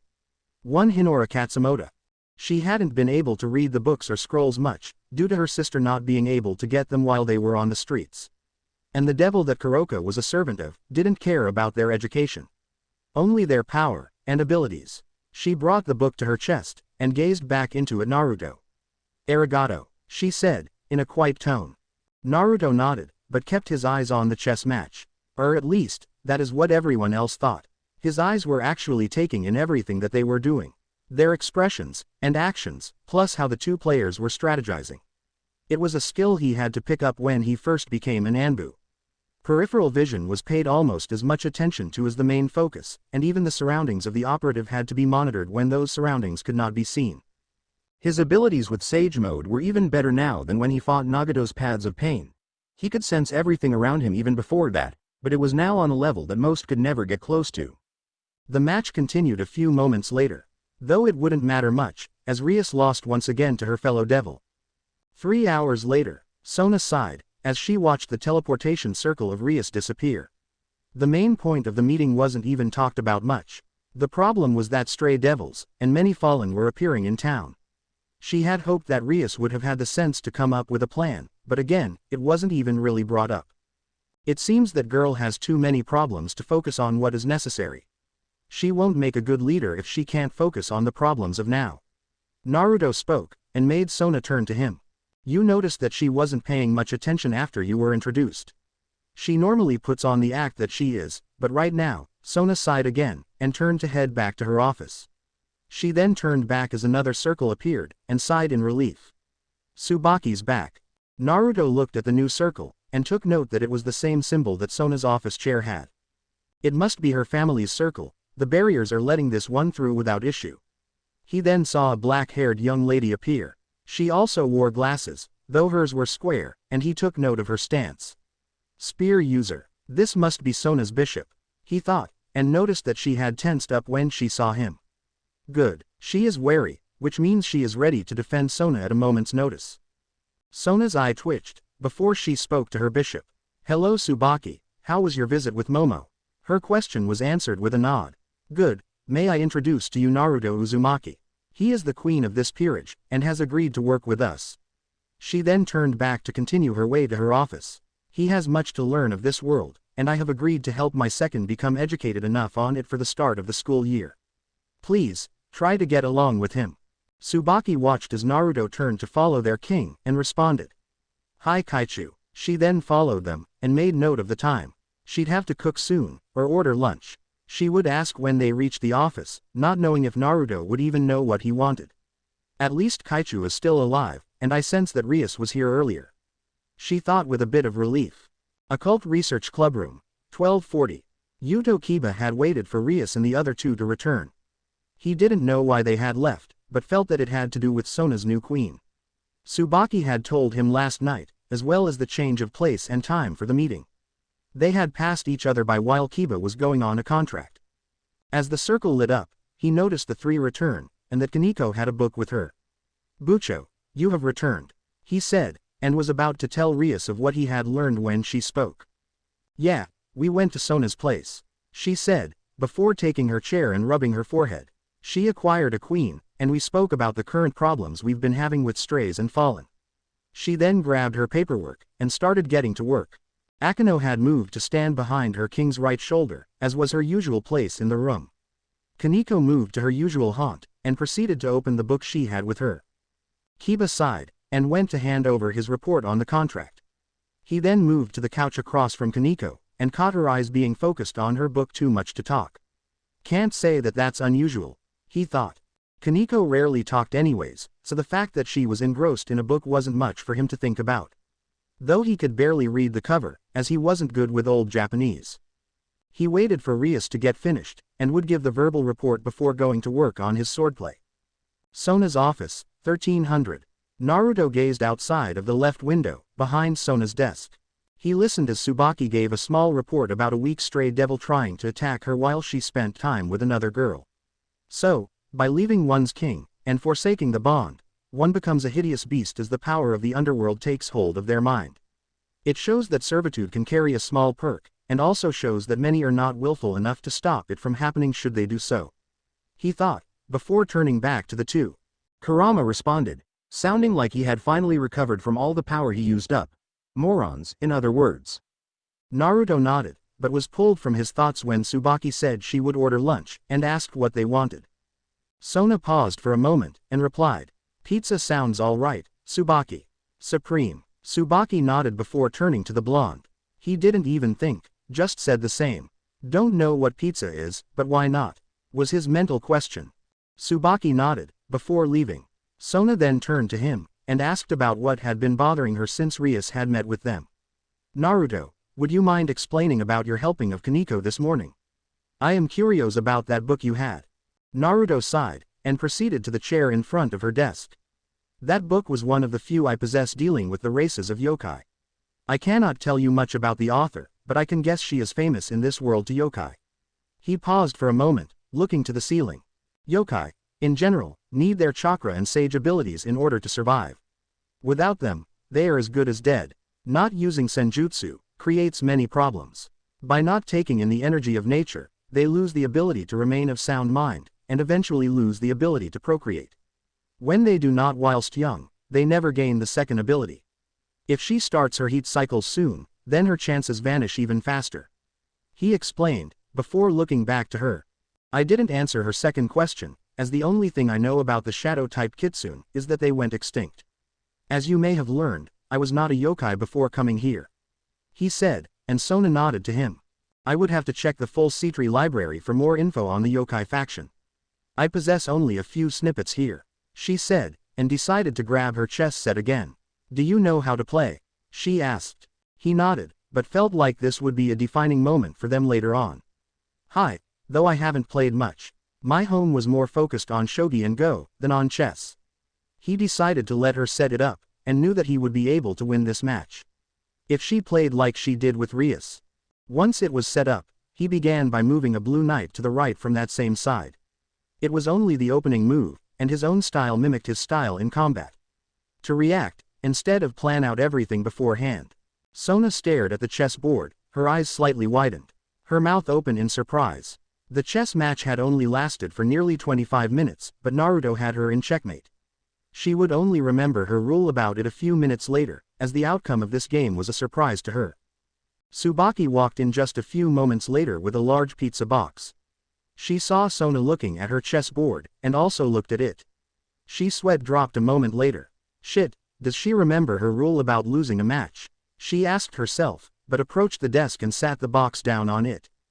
Kaichu, lunch has arrived, Tsubaki said, and Sona turned to stare at her for a moment. She saw Sona's eyes widen even more, and realized that her king just remembered that rule. Yep, this will get awkward soon. Sona then gazed down at the pizza box, which Naruto was also looking at. Arigato Tsubaki. She then turned back to Naruto. How about a rematch? She asked nervously. Naruto didn't know why she was nervous, but nodded. Why not? He then moved differently in the next match's opening. It was now past 1500 hours, and Sona was gazing at her new queen with a sweat drop. He had won all 4 chess matches they had played. He's good, but how is he winning? He doesn't know about my rule for chess, does he? She mentally asked herself. Even Tsubaki was gazing at him with surprise. Sona rubbed the bridge of her nose, and decided to ask Naruto how he was winning so easily.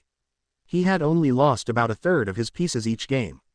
How is it that you are winning so easily? What is your strategy? She asked slowly, still coming to terms that she would now have to marry him. According to the rules she set up after breaking out of her previous engagement. Naruto chuckled after she finished asking, and focused on her. It is simple, Sona Sitri. You were trying to counteract a strategy you thought I was using, when in fact I had none. How can one counteract a strategy that does not exist? He explained, and asked her.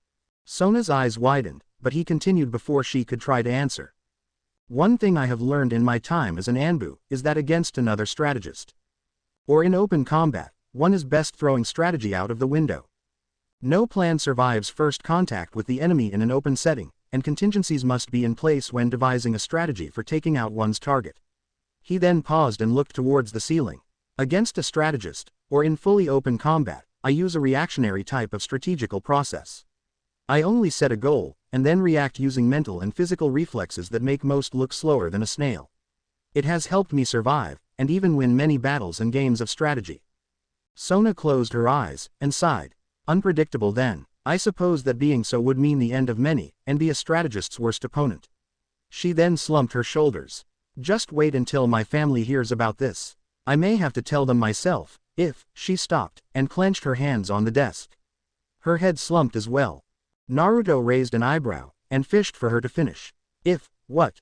Tsubaki decided to explain for their king. Sona Kaichu was once in a marriage arrangement with another high-class devil. She didn't want to marry the fool, and challenged him to a chess match. If she won, then she would be free. If she lost, then she would have to follow her family's wishes and marry the man. She paused for a moment, to see if Sona would object to her explaining it to him. When she noticed Sona nod for her to continue, she turned back to him. She easily won that match, from what I have heard. However, her father was nearly labeled as something unsavory by the family that wanted this proposal to happen. Kaichu made a rule in front of the Council of Devil Elders. If a man was able to beat her in chess without fluking, she would marry that man without issue. She then looked back at Sona. Naruto closed his eyes, and sighed. Well, that's a real clusterfuck. Probably should have told me that before we started, but I suppose it's out of our hands now. Was there a mystical contract involved with this rule? He asked Sona, opening his eyes to gaze at her. Sona opened her eyes, and stopped to think about it. She didn't get far in her thoughts however, as a magic circle glowed on her desk. So Ton, came the sound of her sister's shout. The circle seemed to be trying to break from the volume of the shout, and Naruto had to cover his new ears. Sona sighed, before speaking. Please Ne-sama, do not scream. Now what is it? She then put her head in her left hand while the elbow of the arm rested on the desk. Naruto rubbed his ears, and glared at the circle. If this is what I can expect from her family, then I hope we don't actually meet often, he thought, which got a chuckle from Kurama. I called to see if your cute queen was awake yet, and Ka-san wanted to tell you that she will be visiting this weekend. Serafall answered, a lot more quietly. Sona sighed in relief at the fact that Serafall wasn't screaming anymore. I see. Arigato, Oni-sama.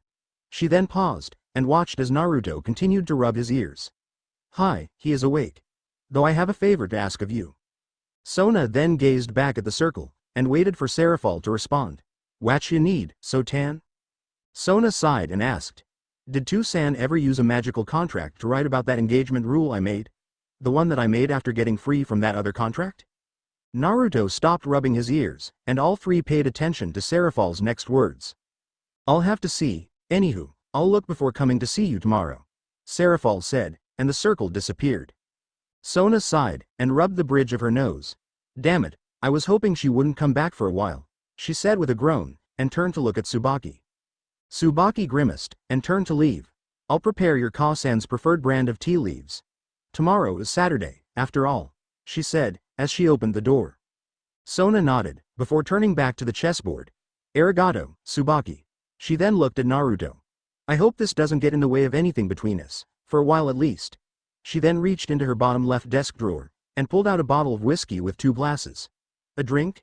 She asked, before putting the 3 glass objects on her desk. He noticed that she only did this due to stress. Only if you'll allow me to smoke as well. He replied. He pulled a pack of cigarettes out of his pocket dimension when she nodded, as well as an ashtray. He didn't bother with a lighter, and used a small amount of chakra to light the one he pulled out of the pack. Sona's nose twitched slightly, as she poured the 2 small glasses full. Vanilla? She asked, as she pushed 1 glass to him. Having smelled the scent of the smoke, she then looked at him. His eyes had closed, and he seemed to be content with the scent. Hi, my preferred scent for tobacco. He responded, after taking a drag. He then used a bit of mana to open the window to the left of her, and blew the smoke from his lungs out to it. Sona hummed, and closed her eyes. It's better than most, she said and sipped from her glass. It's actually pretty good. I don't normally like the scent of smoke much, she thought, before passing him a glass mat so that the desk wouldn't be marked. Naruto nodded, and proceeded to sip from the glass she gave him. Different than I've had before, but not bad, he said. He then opened his eyes. I take it that most our age cannot drink alcohol? Sona nodded, and took another sip. Not in the human world. Only when they reach a certain age are the humans allowed to imbibe. I take it that in your world it was different. Naruto took a drag of his cigarette, and answered. As shinobi, or part of the daimyo's military, yes. You were considered an adult the moment you put on the headband, or officially declared by the Lord. Otherwise, you had to be 18. He then took another sip of his alcohol, after he blew the smoke out again. Sona nodded, and decided to learn more about her new peerage member. What was your reason for joining your home's military, if I may ask? Naruto hummed, and looked at the ceiling again. Originally, it wasn't my choice. My home's leader, the Hokage, did it so that I could protect myself. If the village learned about who my parents were, it could have led to another war. Hiruzen decided to induct me secretly into the Anbu, and even went so far as to destroy all evidence of my existence outside of my birth. He took a sip and drag again. The only thing he could not destroy was the Namikaze and Uzumaki family tapestries. He thought that they had seals in place to stop it, but it wasn't a chakra ability. My father used his own arcane knowledge to seal them. He then looked back to her. Over time, it became the only thing I knew, until I became a captain, and learned everything about my family. I also learned a few mana arts, and had even started to learn about the primordials, until Hiruzen gave me my final mission. He then sighed. I was considered a strange captain for my squads. I still wore my heart on my sleeve, and was even considered the brightest member of Anbu. I became the commander around a year before I had to take that mission. He sighed, and swirled the whiskey in his glass around a little while staring in it. I was tasked with watching over my own generation as they were becoming ninja. That mission only recently ended with their deaths, the deaths of my friends. He then looked back at her. Would I change it if I had the chance? Only their deaths, not the fact that I was forced to be a part of the Black Ops. I hold pride in my accomplishments, but even I have to say that it wasn't the best choice. Sona nodded, and gazed at the clock. It was now 16:30, and she knew that Tsubaki would be preparing dinner soon. She finished her glass and stood. Naruto followed her, by drinking the rest of the glass she gave him, and then putting his cigarette out in the ashtray he had summoned. He stood, and closed the window the same way he opened it earlier. The two left her office, and proceeded to the dining hall. She still needed to give him the full tour, but she would wait till after dinner for that. Sitri Manor, Underworld, 1719th of June, Friday. Serafall Leviathan appeared in her family's manor, directly in the dining hall. "To-san," she called to her father, who had just sat down with his wife for tea. He appeared to be in his late 20s, though his hair was beginning to gray a little on the sides. His eyes were a deep mix of cerulean and amethyst. Across his left eye was a vertical scar that he received in the Devil's Civil War. The scar came from the last hereditary Leviathan on the throne at the time. His appearance was more like a knight from the medieval era of Europe, whilst his ensemble was a more modern business attire. He turned to his daughter, who now held the throne of Leviathan, and had actually followed the true original Satan's ways. Many had forgotten that the original four did not care about fighting the other factions, but their grandchildren started those wars. "Yes, princess?" he asked her warmly. Even his voice sounded like a righteous knight, and still made many females swoon. Serafall approached her parents, and seemed to be in thought. The two others waited for her to finish thinking about what she would say, and knew not to interrupt her while she was doing so. She only waited a few minutes to get her thoughts in order. "I called Sona to let her know that Ka-san would visit her tomorrow, and I learned a few things these past 2 days," she said, and paused to see if they would ask. They didn't, as was normal. They would learn everything from her by allowing her to explain things at her own pace. "Sona has finally acquired a queen, and it's quite surprising on what he is, and how powerful." She then pulled a picture that she had taken while there, not even letting Sona know that she did. "He is a Kyuubi, and while I was there, I sensed his power level." She then turned her head to look out the window. "He is weakened, for the moment, as he was thrown through the dimensional gap from another dimension, and chosen by Ophis to be her champion." This made their eyes widen, but they wouldn't say anything until she was done. "His power, while in a weakened state, is just slightly beyond Searzek's power level." This made her father gape, as only 2 others currently alive were stronger than Searzek's Lucifer, formerly Gremory. Ophis herself, and the dragon of the apocalypse known as the Great Red. Even her mother, Emilia, gaped at her. She then handed them the picture she had taken. Lord Melodius Sitri gazed at the photo, and gulped slightly. Emilia also took in the features of Sona's new queen. They could feel the power in the image, and even took note that the body of the young man was built for the most rigorous of combat, speed, and stealth. His name is Naruto Uzumaki, and no, he is not related to Lady Yasaka. His mana element is shadow, and his body appears to be designed to fight against things even stronger than Searzek's. She finished, and watched her parents take in everything she had said. After a few moments, they turned back to her. She then decided to ask about Sona's rule. "When I called Sona earlier, he had awoken. Sona, however, asked me to see if the rule she set up for chess matches was written down with a magical contract. Was it, To-san?" Melodius had to stop for a moment, and cast his gaze upwards. He was still reeling at the fact that his youngest daughter's queen was apparently so powerful, and the young man appeared too young for the need of such strength. He had to think about Serafall's question. "I do not believe so. Shall we go check?" he asked. Serafall nodded, and even Emilia rose to follow them. The office of Melodius was much like Sona's personal office. It had more windows, and a small patio balcony that allowed him and others to step out. There, one could look over the garden that Emilia had started, and tended to for centuries. It was his gift to his wife, who was quite the botanist and even alchemist. He sighed once about the fact that Serafall didn't follow in her mother's footsteps, but at least Sona had somewhat done so. The 3 approached his desk, made of a rich mahogany wood that was cultivated 2 centuries before. He sat in his chair, and began looking through the drawers for the rule that he decided to write down after Sona gave it. It would take a few minutes, as he still had much paperwork littered throughout the desk and drawers. Emilia was glad that she didn't decide to take an active role in the family's upkeep. She only helped when the head servants couldn't make it. She preferred her garden over paperwork. "Too bad our daughters are too much into being heads," she thought with a silent sigh. After nearly 10 minutes, Melodius pulled out the paper he was looking for. "Well, here it is." He then cleared a space on his desk to study it. He went through the wording while Serafall cast a detection on it. I'm not sensing a mystical component on it. Is this the only copy? Serafall asked in a serious tone. She waited for her father to get through reading the paper. As he finished, he cast his own detection spell on it. It's not the only copy, but I can sense that both were not made with magic. So I can safely say that her worries need not stay on this, he said, which made Serafall sigh in relief. Why are you so worried about this yourself, Sarah-chan? Emilia asked, making Serafall turn to her. Her voice was so much like Sona's, but her eyes looked like sparkling emeralds. Her hair was a deep ocean blue. The Leviathan looked at both of them, and seemed to be a little nervous. I think that her new queen may have won a match, or two. I'll have to check with her when we go tomorrow, Ka-san, she said, which made the two parents raise an eyebrow. Don't you have duties to attend to? Melodious asked. Serafall shook her head. No, I'm currently on leave until December, so I can spend some time with the family. She then turned to her mother again. I want to test her new queen, and make sure he isn't negative about the situation, she said, which made her mother nod. All right then. We'll go see Sona-chan tomorrow, Emilia said, before standing to leave. Serafall turned to her father, and thanked him before she left as well. Damn it, my little girl might be engaged now to an unknown. Would you find this funny, father? His mental query would not be answered, as most of the Sitri family was killed in the Devil Civil War. Sona's Manor. Rear courtyard. 1900 Sona finished giving Naruto the tour, showing him the back area of her home.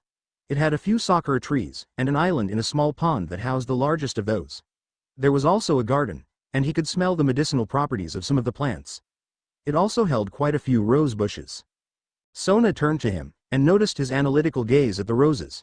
She was also able to tell that he was hiding some pain at seeing them. He must have a deep memory of roses, probably lost someone who liked them.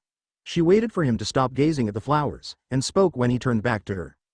As you know, this is my main living area. Since you do not have a place to stay, I would be glad to offer you housing here, she said lowly, even though he and Tsubaki could hear it. Naruto looked to the sky for a moment before he sighed, and nodded. I suppose that would be best.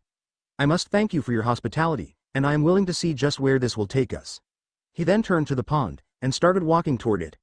I shall meditate for now. I believe that you will want to test me at some point, he said, as he placed a foot on the water. Sona and Tsubaki gasped slightly as he walked across the 20-foot wide moat of water surrounding the small island. What is he, flipping Jesus? Tsubaki thought, and winced as she thought the name of the son of Yahweh. Sona's eyebrow twitched when she heard a telepathic laugh. It was actually two beings laughing, one she recognized. What else, can he fly without the need of wings? She mentally asked, and Kurama responded. Hi, he can. Sona then sighed. Tsubaki, she called to her bishop. Tsubaki turned to her. Hi Kaichu. Sona then turned to her. Let's keep this quiet until he decides to reveal it to others. We don't need others griping for his service. Tsubaki nodded, not knowing that the shinobi could do more than walk on water. Hi Kaichu. She responded. She then paused for a moment. Momo would like to meet with you tomorrow. She feels like she is ready to join. Sona hummed, and watched as Naruto sat beneath the tree to start meditating. Very well, bring her here tomorrow. Around 9:30 would be a good time. Ka-san won't get here till close to 11, so that should give us plenty of time to speak. She then sat on the bench near the pond, and watched as the area seemed to brighten up slightly.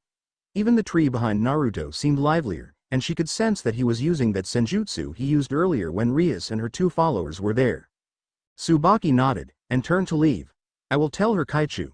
I shall return shortly, she said, but stopped when Sona spoke again. That's all right Tsubaki, you don't need to return. We'll be fine. Sona then kept gazing at Naruto. She wanted to figure out exactly what he was doing. She then pushed some mana into her eyes, and her eyebrows raised. She didn't notice that Tsubaki had nodded and left. She only noticed what was happening around her new queen.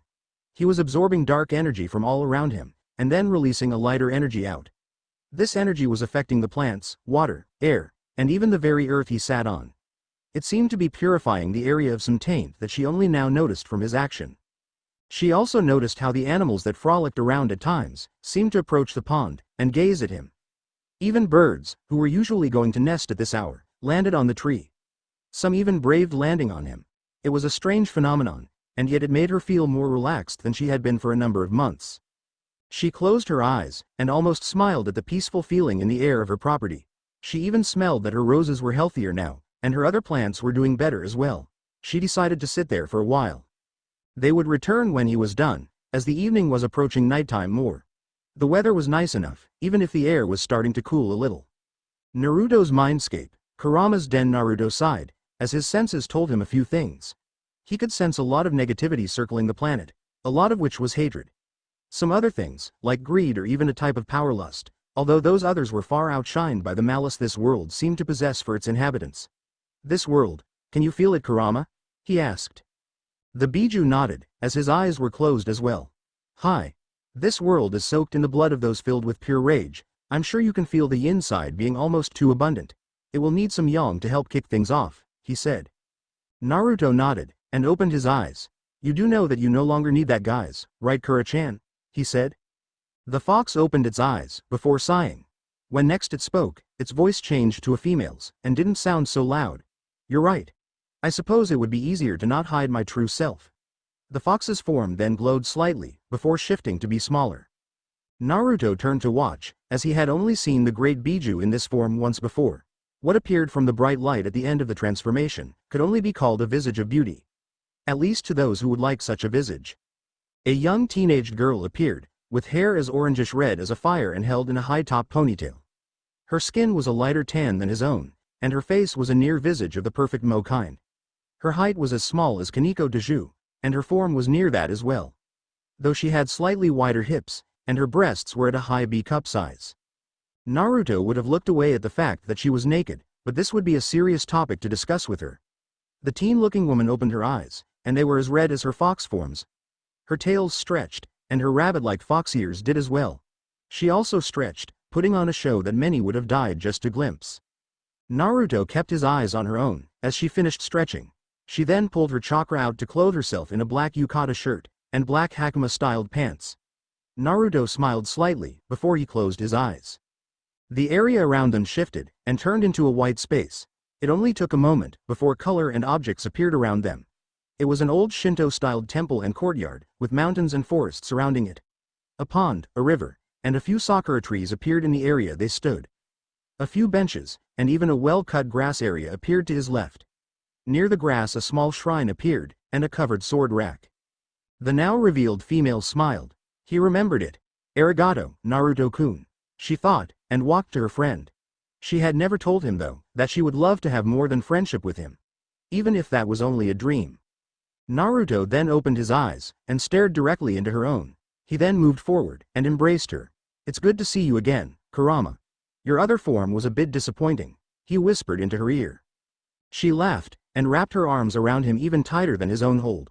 Almost like she was afraid to let him go.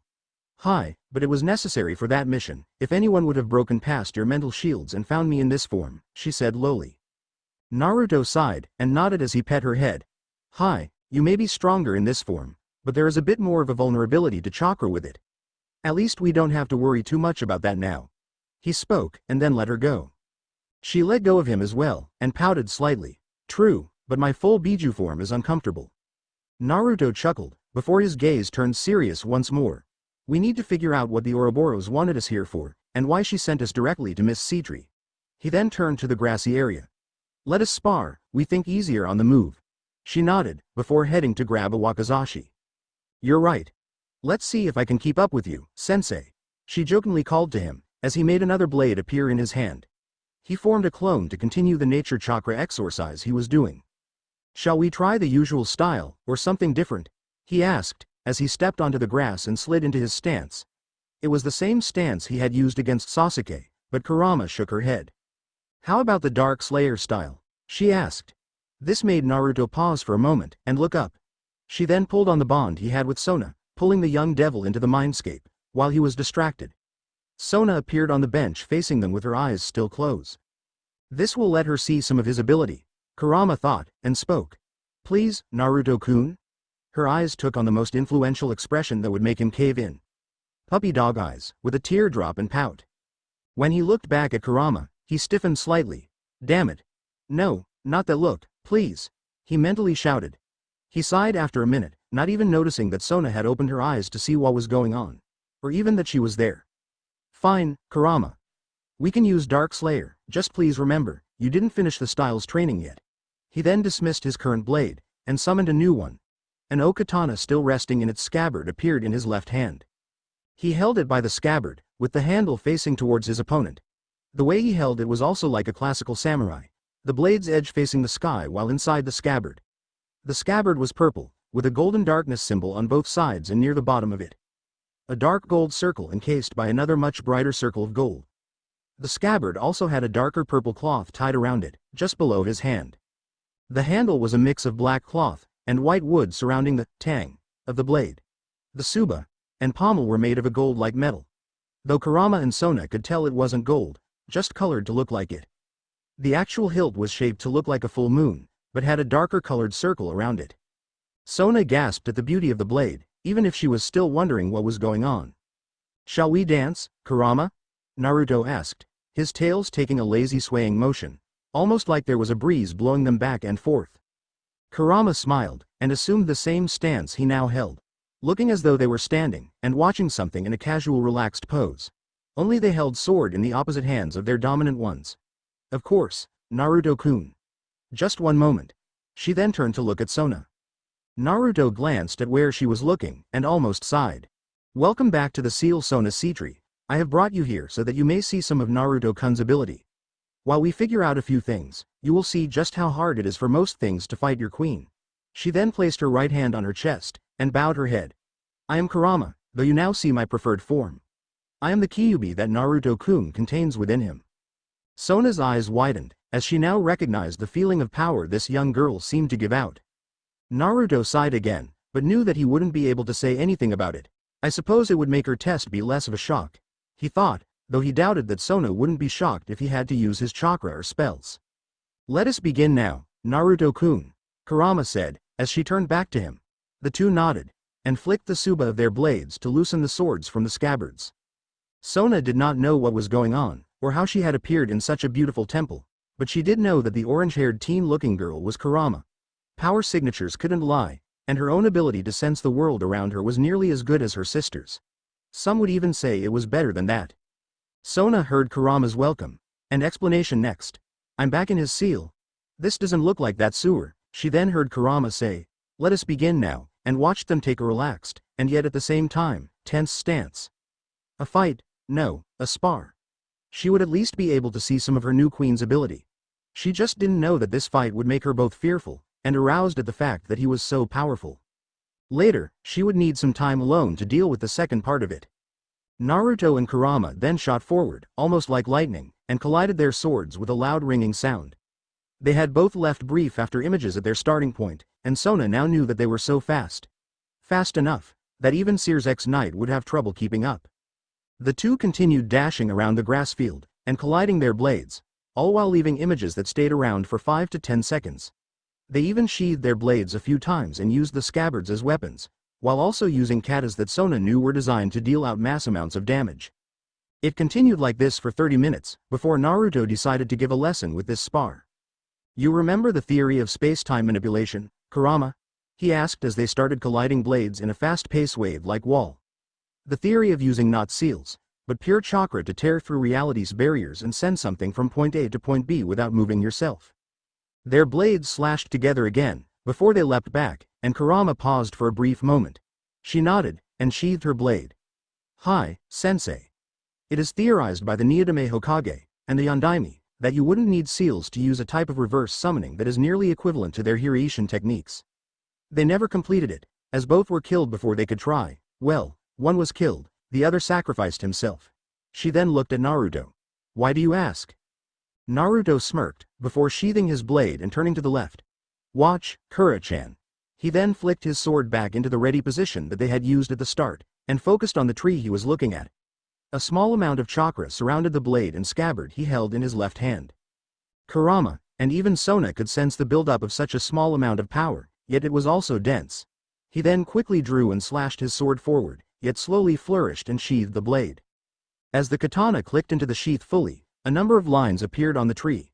Those lines looked like small silver flashes of light, and they appeared in a circular kind of sphere. In a flash, those lines cut through the tree at a speed that not even Kurama could see with her eyes enhanced.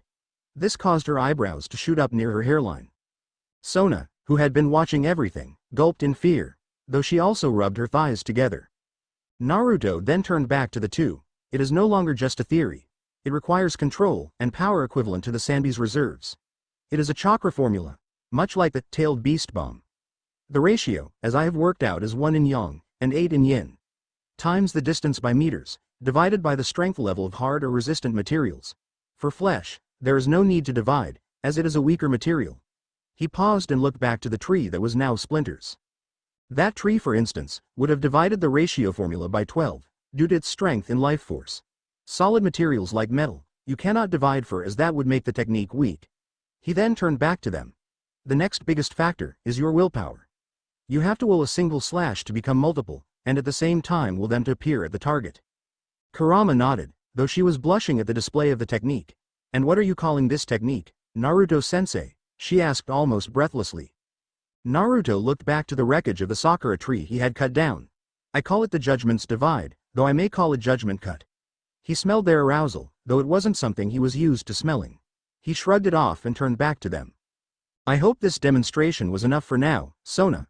But we need to leave, it is nearing 2000 hours. He said, before sending both himself and Sona out. Kurama dropped to her knees, and finally rubbed her own thighs together. Damn it, he can get me so hot sometimes. I'll need to take care of this, she thought, before removing her hakama and beginning to pleasure herself. Sona's manor. Rear courtyard. Sona opened her eyes, at the same time Naruto opened his own. She felt a mixture of both fear and arousal at what her queen had showed in the seal. She tried to hold the arousal back, as well as the fear, but Naruto saw through the second. You do not need to fear me, just yet, Sona sitri. She looked at him as he crossed the water, approaching her after he had spoken those words. I promise, that as long as you do not turn into a tyrant, you will never need to fear me. He stopped, directly in front of her. She had to look up to see his own eyes, and they showed that she really wouldn't need to fear him. She couldn't help feeling more aroused, and hopeful at his next words. I never go back on my word. When I say I promise, not even the forces of creation will be able to stop me. Universes will break before I go back on a promise. For that is my nindo. He turned to head back to the manor. Also known as my ninja way. It has always been like that. Sona's breath hitched slightly, as she could hear the truth in his words. She felt even more waves of heat, traveling from both her heart and her stomach. Her eyes widened slightly, and she froze for a few minutes. She almost whimpered after that brief time. She then noticed that he had already went inside the manor. She made to follow, but almost fell to her knees. Her legs felt like jelly, and her lower regions were almost burning with how hot she was feeling. Shit, what is going on with me? She asked herself. After noticing that it wasn't going to stop, she ran for her own room. She didn't know that Naruto had seen her run, as well as the blush on her face. He had been watching from the roof of the manor, and he sighed. Great, I might have made her attracted to me. He then looked up at the sky. You all find this funny, don't you? He sighed again, and leapt down to the balcony. He paused in his new room, as he heard a moan coming from just a few rooms away, along with the sounds of a shower running. Well, damn.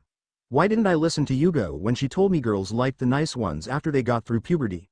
He covered his ears, but could still hear Sona's moans for a while. He also now had a label for that strange scent he had smelled earlier. Words are weapons, they said. So be careful how you use them, especially around young women. Damn it, he sighed, and turned to head back outside. Sona's manor, master bedroom, 2200. Sona sighed, as she laid down in her bed. Her heart was still racing, and she was breathing quickly. Her shower had taken longer than she preferred, due to the fact that she spent most of it masturbating. She groaned, and looked to her left, her gaze traveling up to the visage of the moon through her window. What is wrong with me? She mentally screamed at herself, wondering why she had done something so lewd as pleasuring herself. She didn't even think of such things often. Only once before had she done that. His power, his skill, his words, why did all of that turn me on so hard? She kept gazing at the moon, as it had always helped her calm down. Her thoughts continued, trying to figure out why she suddenly seemed to be so attracted to her queen. They didn't really know each other, so she shouldn't have been so pulled to him. She looked back at everything they had been doing for the past day. She then recalled the matches they had played in chess. She gasped, and her eyes widened. It was there, it all started there, she whispered. I created that rule with a vow. She then looked towards the right. Her room was 3 rooms away from Naruto's current room, and she could sense that he was outside. She blushed in embarrassment as she remembered that some yokai had sensitive senses. She shook off that thought, but kept staring at the same wall. I didn't write that rule using a contract, I vowed. Using mana, she then looked at her right hand. The tingling from her earlier actions was still there, and she clenched her fingers. Unbidden, a sudden thought came to her mind. Of her holding Naruto's hand, whilst they were making love. Her breath hitched, and she shook the thought from her mind's eye. Damn it. Stop that, she almost yelled out loud, but kept her mouth quiet. She took a few breaths, and turned to look back at the moon. It failed this time to calm her, as she imagined him being with her on a moonlit night and treating her like a goddess. She closed her eyes, and couldn't help imagining it. She groaned again, and her left hand almost began to go to her vagina. She stopped herself, and sighed. I won't be getting much sleep tonight. It would be a few days before anyone else realized that Sona's sitri was having some trouble. Sona's manor, entrance hall, 20th of June, 8 o'clock. Tsubaki arrived in a circle of magic, waiting to see if anything had happened. She cast her senses around the property, and sighed in relief as she felt that Sona was still alive. Your loyalty is commendable, spoke the voice of Naruto, making her jump and turn around. She saw the young man standing next to the door. I would go so far to say that you would have made a decent kunoichi, with how loyal you were to your king. He finished saying, as he stared out the window to the left of the main door. Tsubaki was a little tense, but she didn't feel like he would try anything. She watched as he continued to gaze out towards the gate of the property. He sighed, and turned to her. His strange eyes gazing directly into hers, appearing to gaze directly into her soul. She felt like he was, and it made her nervous. Do not be so tense. I told Sona that I would work with her and you, so you don't need to be like that. I will tell you what I told her yesterday. I never go back on my word. My words are a binding contract. When I promise something, I keep it, he said, before turning to head towards the back of the manor's interior. Tsubaki could feel the truth in his words, but she also felt a sense of despair. He was powerful, and she could also see that he was fast. Should anyone she knew in this town try to fight him, there wouldn't even be a funeral. There wouldn't even be a body to bury. She sighed in relief as he disappeared towards the back entrance. She then turned as she heard Sona coming down the stairway. Did Naruto leave? Her king asked. Tsubaki nodded, and turned to head towards the kitchen. Hi Kaichu, he went to the garden area, she said, and knew that Sona would either follow her or head to the dining hall. Tsubaki decided to start making breakfast, while still keeping an eye out on Naruto.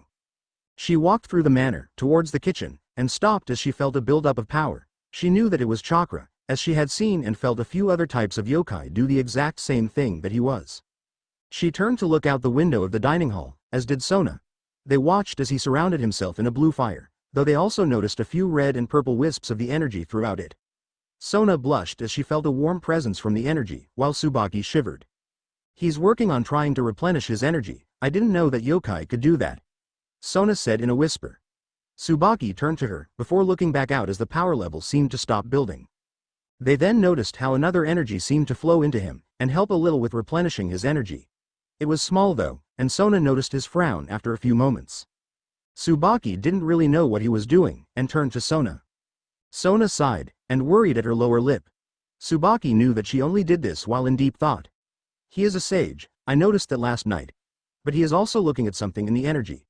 Sona tuned to head off for her office. She would need a few books to see if she could find information about this. I'll be down in a moment, I need a few texts. Tsubaki nodded, before turning to go to the kitchen. Sona's manor, office. Sona sighed, as she looked through her collection of books. Grabbing a few on yokai, and any she could find about their senjutsu and chakra practices, she turned to look out the windows behind her desk.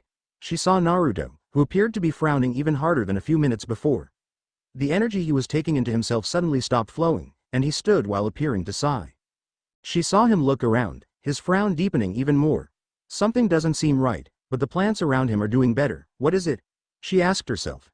Her mental question was discarded after a moment, when she saw him turn to head back inside. She worried at her bottom lip, as she usually did when thinking in private, though it wasn't for long. As she turned to head back to the dining hall, she looked to her watch, while using a bit of her magic to have the books follow her.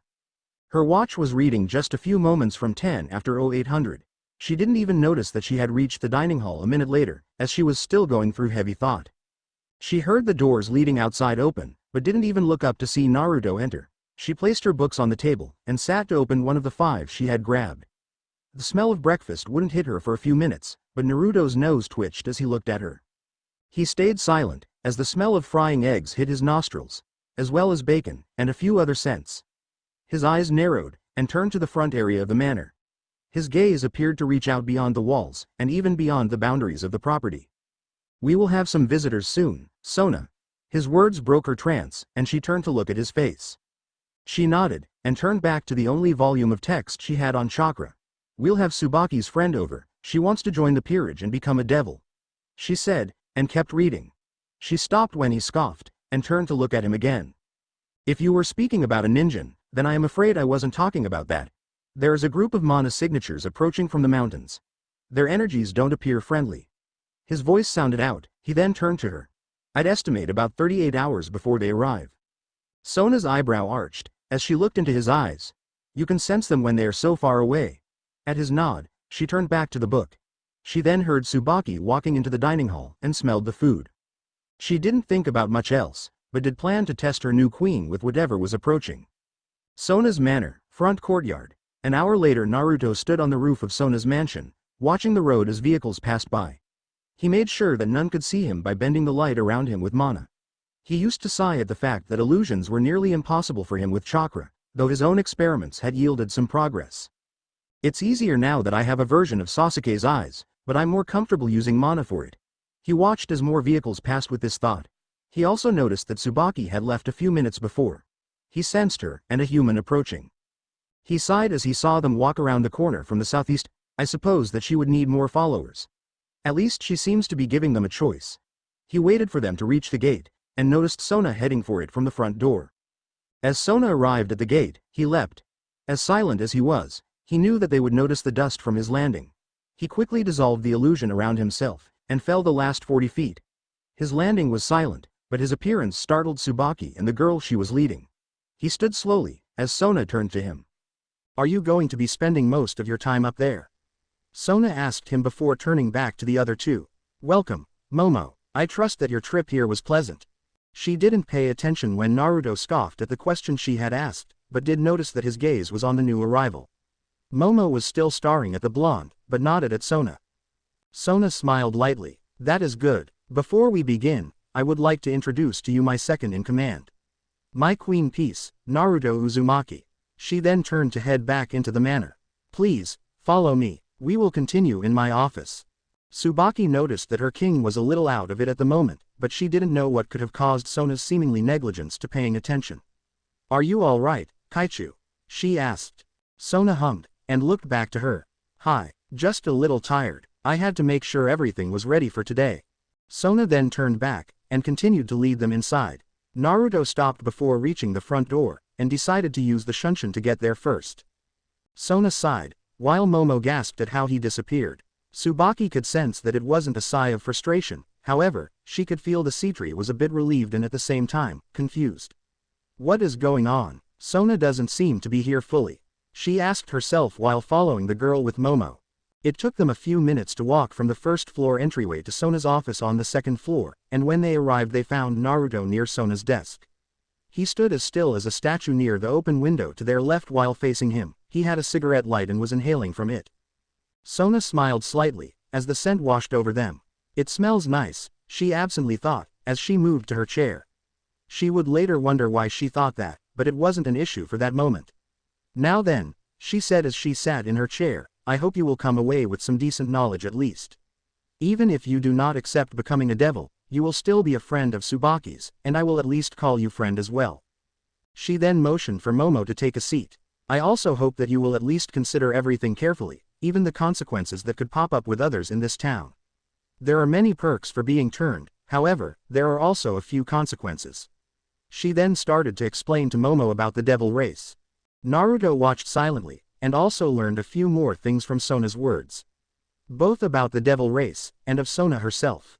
An hour later, Sona sighed in relief, having just turned Momo and getting the girl set up for being her second bishop piece. She had noticed that Naruto watched the ritual with an analytical gaze, and had even summoned a notebook to write in. Tsubaki had watched him during the ritual, and caught a glance of what he was writing. His notes were detailed about the ritual, even putting side notes on the magical process. Tsubaki had let her know, and she would talk with him about it. Most didn't think to question, or actually think about the magical process of changing races. She knew that only Ajuka Beelzebub could say more about it, but even he didn't really take the time to fully research what happens in the resurrection phase. He seems to have a scholarly mentality when it comes to magic. I wonder what type of conversations could come to us, Sona thought, as she looked to the clock in her office. It was close to the time that her mother would appear, though she thought it wouldn't be for another hour. That was intriguing, though I'd have to see another ritual to cement the facts of such a ritual.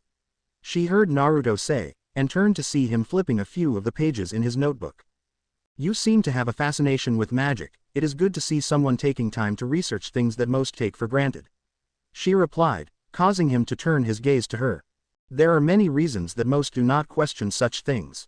In Anbu, we are taught to take facts with a pound of salt, when said facts are only given by word of mouth. He responded after a few minutes. The most important words for any critical thinker are who, what, where, when, why, and how. Most do not ask those 6 questions, as they are not able to properly think. He finished, turning his gaze back to his notes. Most people either cannot, or just do not question what is happening around them. They are like sheep in that regard, and many also take on the guise of a parrot, saying things that have already been said just to make them sound intelligent. I do no such thing. I always question what is happening. I always question everything around me so that I may understand just why they are happening, he said, before walking to the chair in front of her desk. Sona's lips turned upwards slightly, a small smile, though he noticed it was a true one. It pulled at him a little, and he felt his breath catch. That is a good way of living. Questioning what is going on around you. You are right that most do not properly think, she said, and then looked into his eyes. I hope that you never let go of that type of personality. Naruto nodded, and decided to place the notebook before her. I'm not sure if you know what happens during that ritual, but this is what I saw, though I will have to see another ritual to be certain. Sona took the book, and opened it. Her eyes widened after a few minutes of reading it, and her gaze turned back to his eyes. If this is true, then we'll have to get in touch with Beelzebub-sama. He is the one that made the evil pieces, so he might know more, but then again, I can't be certain. He has so many projects going on, that he might not have been able to fully research or test what happens. Naruto nodded, though motioned her to keep the notebook. He made a copy of it that he placed in his personal pocket dimension, and stood up. He moved to her right, as another magic circle appeared a few feet behind the chair he had just vacated. So Tan, came the shout of Serafall Leviathan, as she appeared with their mother. The Leviathan then leapt over the desk to hug her sister, but was sent flying the other direction by a backhand from Naruto. The resulting thud was loud, as was the groan from said Satan. Please, do not do that again, Naruto spoke, while rubbing his left fox ear. The other two gazed at him with wide eyes, and Sona's mouth was open slightly. There was another groan from the still stunned Leviathan, and Sona turned to the body of her sister. She almost laughed at the sight of diplomatic Satan, before turning to her mother. You are early, Ka-san, she said, and turned back to Serafall. Oni-sama, please keep in mind that my new queen has sensitive ears. She then blushed slightly, remembering what she did the night before. Damn it. That means he heard me. She would have to set up some sound barriers soon. Especially if it keeps happening. I need to figure out what's going on. Her thoughts made Naruto look at her slightly, before he turned back to look at Sona's mother. She didn't know that he could read her surface thoughts every now and then. It was a skill he picked up after his sage training. A type of mental skill he had discreetly had clones research through a few of his tomes on magic, while Killer Bee was supposedly helping him tame Kurama's power. We played those parts well, didn't we? He had asked her before Sasuke caught up with him. It is good to see you, my dear daughter, spoke the other woman after a few minutes of reining in her shock at the blonde man's actions. This brought Naruto's attention to her, and he had to say that they looked alike. Though he would have sworn that she was a sister, with a different hair and eye color. After Naruto looked her over for a moment, he turned his attention to the now standing Leviathan. Ow, did you have to hit me so hard? She asked as she approached the desk. Naruto's eyebrow twitched, and he sighed. Did you have to be so loud in your greeting, as well as jumping over the desk when I have no idea on who you are? I am a guardian of Sona for now, and I couldn't be too sure on your intentions whilst dealing with my ear almost exploding. He asked in a monotonous deadpan tone. Serafall rubbed the back of her head sheepishly, and blushed slightly. Amelia also blushed at the sound of his voice, and at the power he seemed to throw out with it. She could tell that he was a leader, and that only those strong enough could hold such positions outside of the mundane world. And you must be the new queen of my daughter's peerage. I am Amelia Sitri, It is a pleasure to meet you. Sona's mother spoke, before walking over to shake his hand. As she grasped hands with him, her eyes widened at the sense of power rolling off of him. Uzumaki Naruto, I hope we can get along, Sitri-san.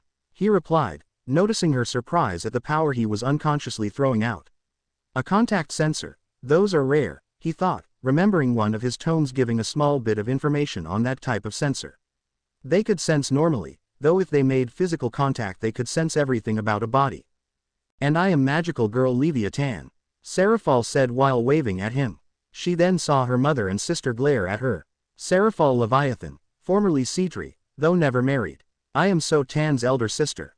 She corrected herself, also known as the diplomatic Satan of foreign affairs.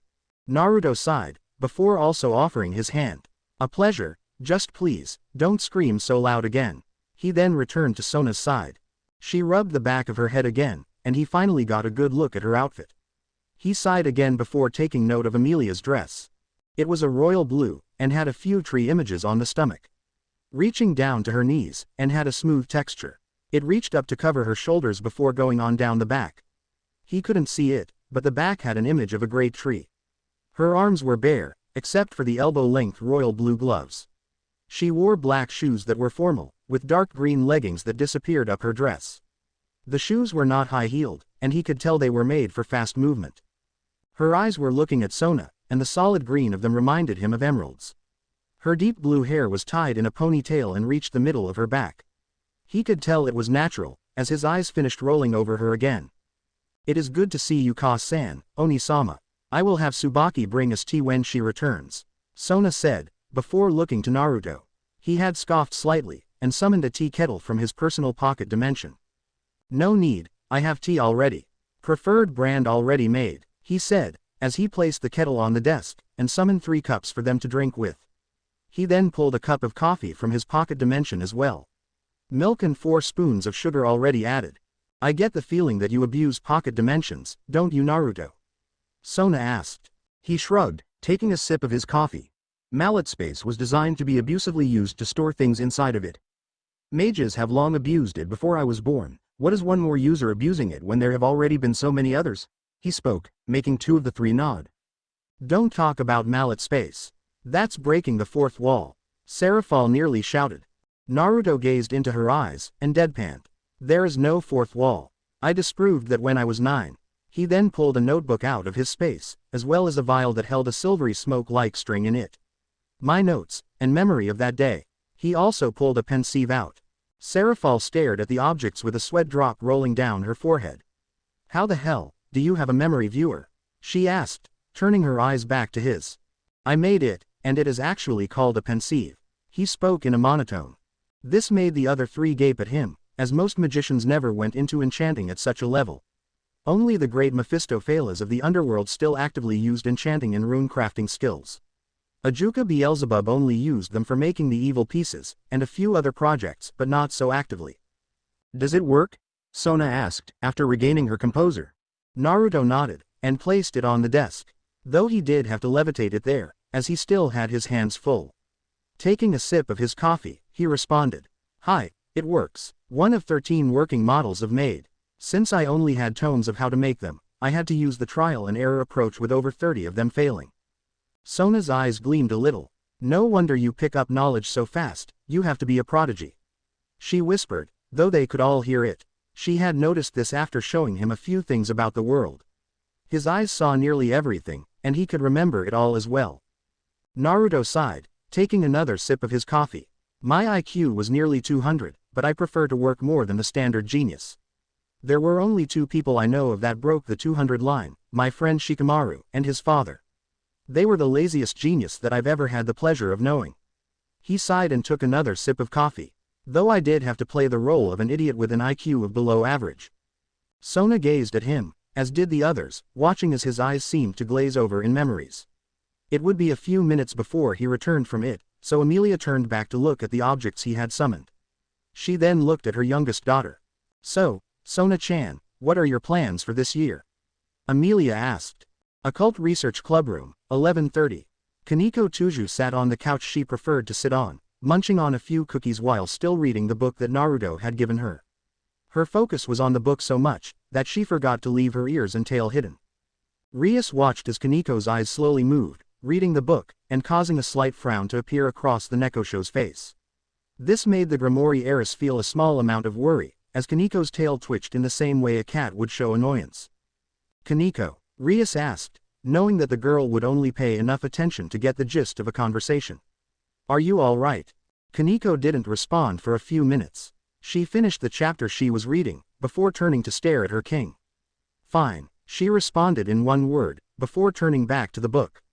Rias winced at the tone, as she felt like it was colder than usual. "Okay, she's a little angry," she thought, and turned as the door opened. Akeno stepped inside and gave her a folder, filled with papers from her brother, and carried the symbol of Lucifer on the folder. After opening the folder and reading a few key pieces from the first page, she sighed. "Damn, we can't do anything about this. Sona will have to deal with it." She then continued to read while mumbling to herself. She stopped after reading a bit of the last page, her face going pale.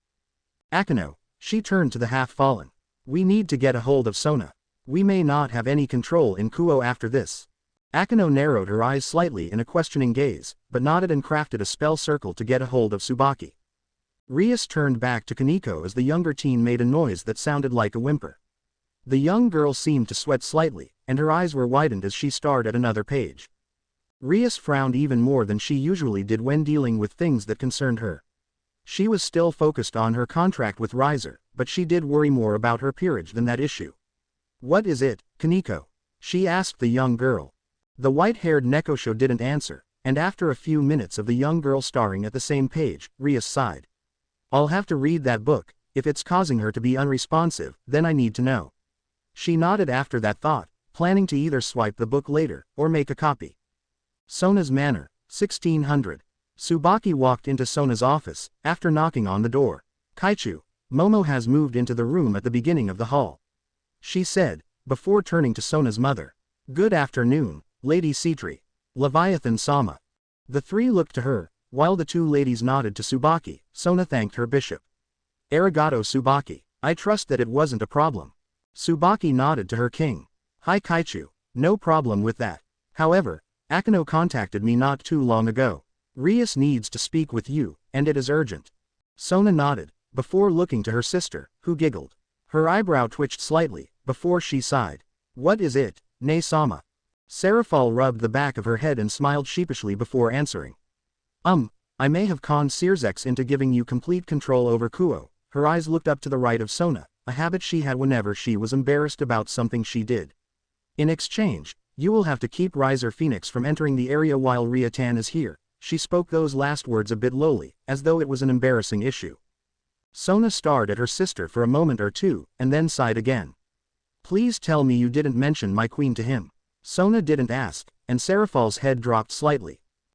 Maybe," the Leviathan replied. "I might have mentioned that he could, possibly, help Ria-tan's rook with some things, and I might have gone off on a small tangent to Serzi about his power levels." Her voice fell lower, until it was an embarrassed whisper at the end. Sona's eyebrow twitched again. "Serafall, I love you, my dear sister, but I must remind you.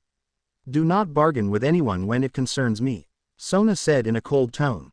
They all heard a scoffing chuckle from above them and looked up at the high ceiling.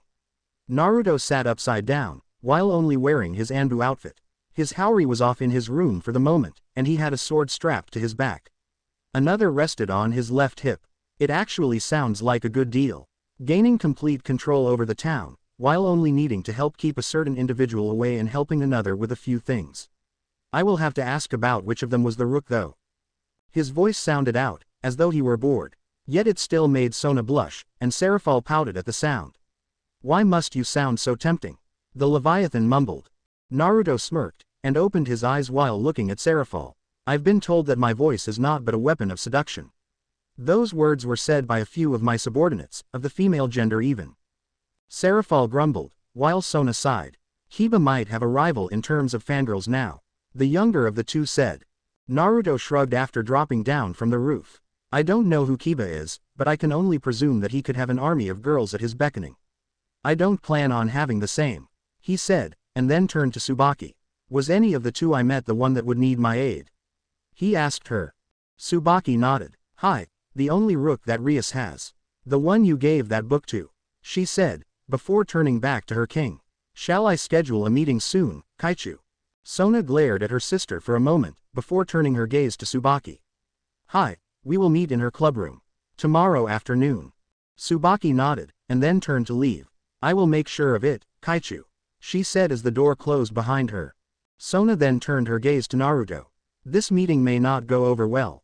Rias can hold a grudge, and if she knows that her brother is the one to sell out her stock in this town, she sighed and closed her eyes. We may have to find some way to calm her. She is not as powerful as Seer's ex Lucifer, but her own power can easily level a few miles. She explained to the blonde. He hummed and thought for a few moments, then he responded. I could seal away all mana use in the area we will meet with them. Her power is chaotically large, but it still follows the common rules of mana. Only a primordial, or even a primal deity is able to use mana without following the rules.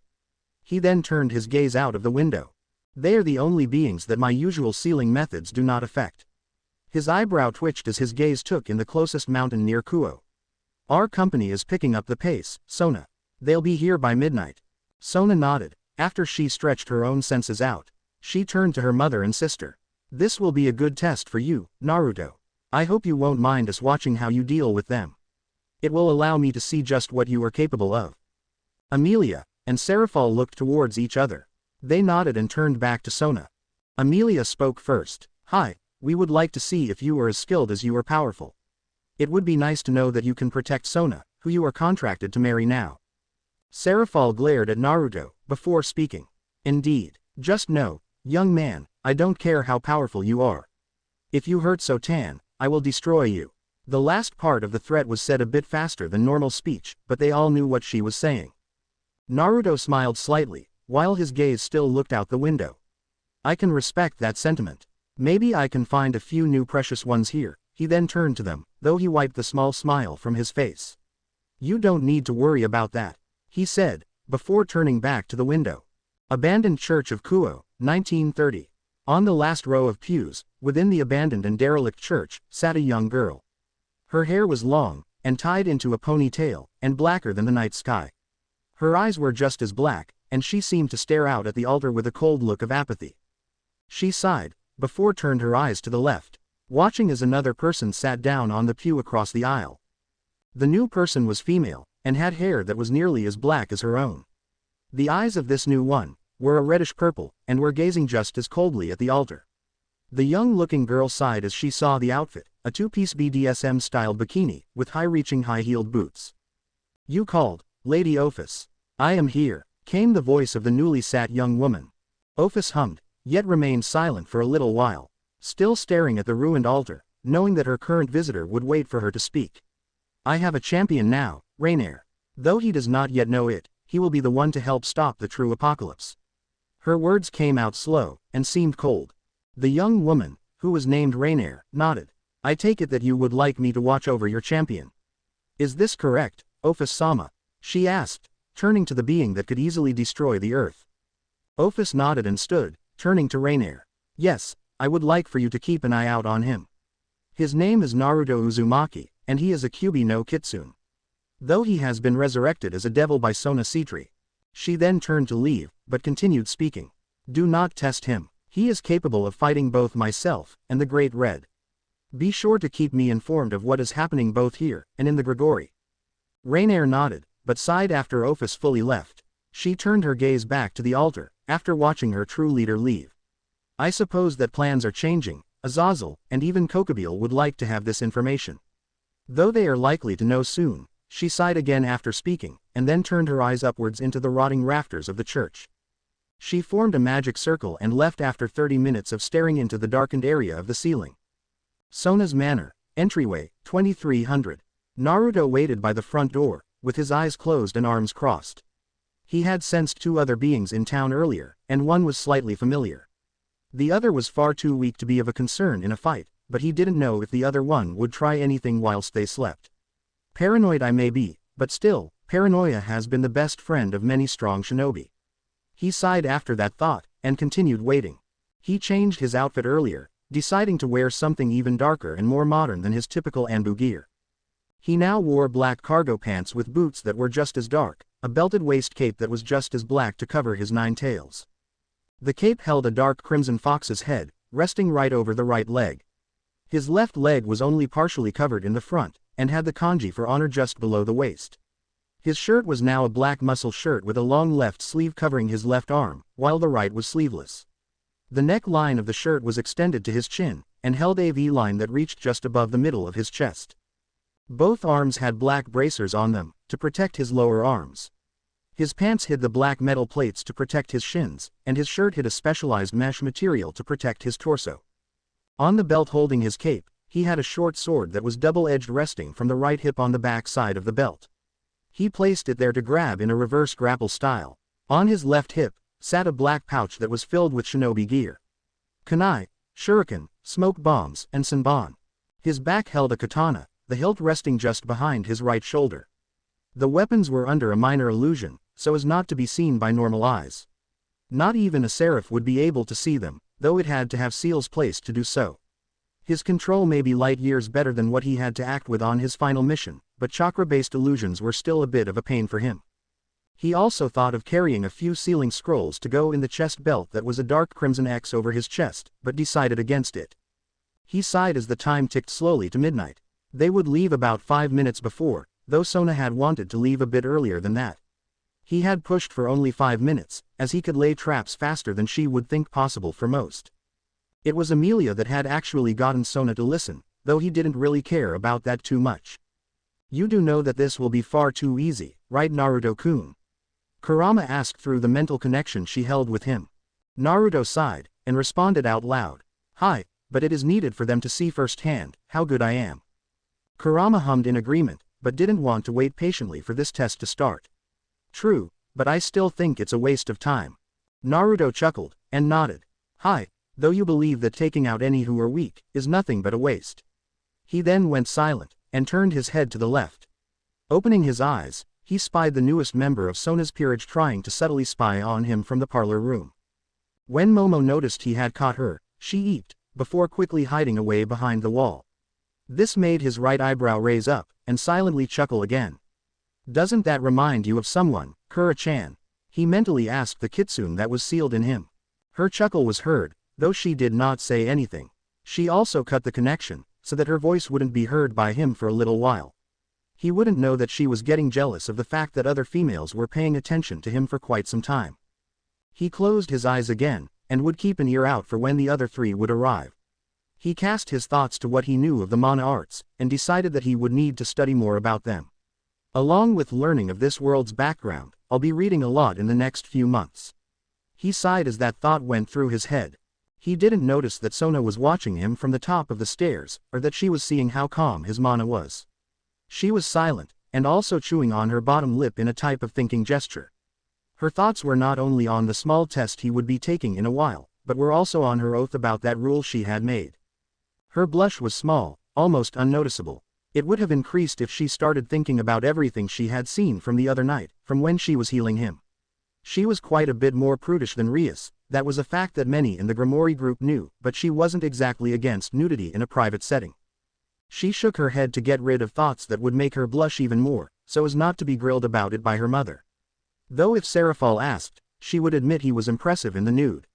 She shook such thoughts from her head again, and turned to walk back to her office. She felt that it would be best to keep her mind busy with other things. They still had 40 minutes before they would leave. Naruto opened his eyes, exactly 38 minutes later. He sensed Sona, Serafall, and Amelia as they walked down the stairs. Their footsteps were more quiet than usual, due to the carpet they stepped on. His ears still twitched though, and he could have sworn that he could hear a fly buzzing a few hundred yards away. He cast his eyes upwards to see them step off of the stairs. He stood up from his leaning against the wall and moved forward. From his front right pocket he pulled out a pair of crimson shades and placed them on. He also pulled out his half-empty pack of cigarettes, took one and placed it in his mouth. He would wait to light it, as teleporting with a combustible substance lit up would be too hazardous. As the 3 ladies approached, he turned his eyes to the left and spoke. "You might as well allow them to follow Sona, they could learn a few things by watching." His voice still sounded bored, and his stance appeared lazy. At least it did to a normal person, or a newbie. Sona could tell that his stance was a ruse, though she got the feeling that he would be bored with this test. I suppose, you may be correct about that, she said, before turning to her right. Tsubaki, Momo, come, she tersely commanded. Momo stepped out from the parlor. She hadn't left that room for a little while. She nodded, and stepped forth to join the group. She didn't know what was going on, but figured she would at least learn something about being a devil. Tsubaki leapt down from the second story. She then landed right behind Sona's left shoulder and bowed her head slightly. Hi, Kaichu. Sona turned back to Naruto, while Serafall's eyes glistened in slight interest. The Leviathan knew they were there, but their power was far too small to pay much attention to with her senses. Sona narrowed her eyes, feeling a small chill run down her spine, as well as a small amount of curious excitement. Lead the way, Naruto, she said, and locked him in her sense before crafting a teleportation circle. The rest saw him step back into the shadows near the door. For a brief second, all they saw was the light reflecting from his sunglasses before even those disappeared. Serafall gaped, as he truly seemed to disappear. She couldn't even sense him anymore, and was about to ask what happened. The others were about to as well, but they were pulled through the circle to their destination before any could say a word. The western woods of Kuo, 2355. Ophis faded into existence, sitting on a tree branch, as the magic circle of the Sitri family appeared below her. From the circle's light, she saw Sona, Tsubaki, Serafall, Amelia, and a new devil appear. She smirked slightly, knowing that Naruto had appeared here a few seconds before. She watched as he approached the group, appearing to step straight out of the shadows of the tree across from them. She also knew that he had already laid traps. Let me give you a bit more of a challenge, my champion, she smirked, and released a small amount of her power. She placed a small tear in the fabric of dimensions, but would wait to open it until after he had dealt with the grunts. She knew he had sensed her presence, and the small rip. She knew his eyes were on her the moment she arrived, and decided to wave at him slightly. She heard him scoff, and mentally grinned at the sound. Sona spoke, while stepping forth a few feet. I hope you are prepared, Naruto. Please keep in mind, that when they arrive, I will place a barrier around the battlefield. This will keep the battle in an alternate dimension, a pocket space, if you will. She turned back to give Serafall a look. This will keep the outside world from seeing and feeling anything that goes on here, and it will keep the damage from affecting the physical world. Serafall Ne-sama will supply the power necessary for the barrier to keep it all in this place. Naruto hummed, understanding what she was saying, but knew that Ophis would have to help with that. Let us see if you are as good as the legends claim, Ouroboros. He then turned away from them, facing the west. Sona raised an eyebrow, and looked around. Are you going to place some traps? She asked, not seeing anything that could indicate a trap of any kind. She heard him chuckle lowly, and turned her eyes to him. His response was almost a whisper, but she heard it clearly. Already done. She narrowed her eyes, and looked around again. Not seeing anything, she decided to open her senses more. She couldn't really feel much in the way of mana, but she did sense something was amiss. She looked around again, and saw a few glowing marks on many of the trees. She only saw this by using her mana with her eyes, and her eyebrows furrowed slightly. The marks were symbols that she had never seen before, and seemed to be holding something back. Almost like mines, she realized after a few seconds. She cast her gaze back to him and nodded, before stepping back. They are here, he spoke after a minute. Sona nodded and turned to her sister, who was already casting a barrier around the area.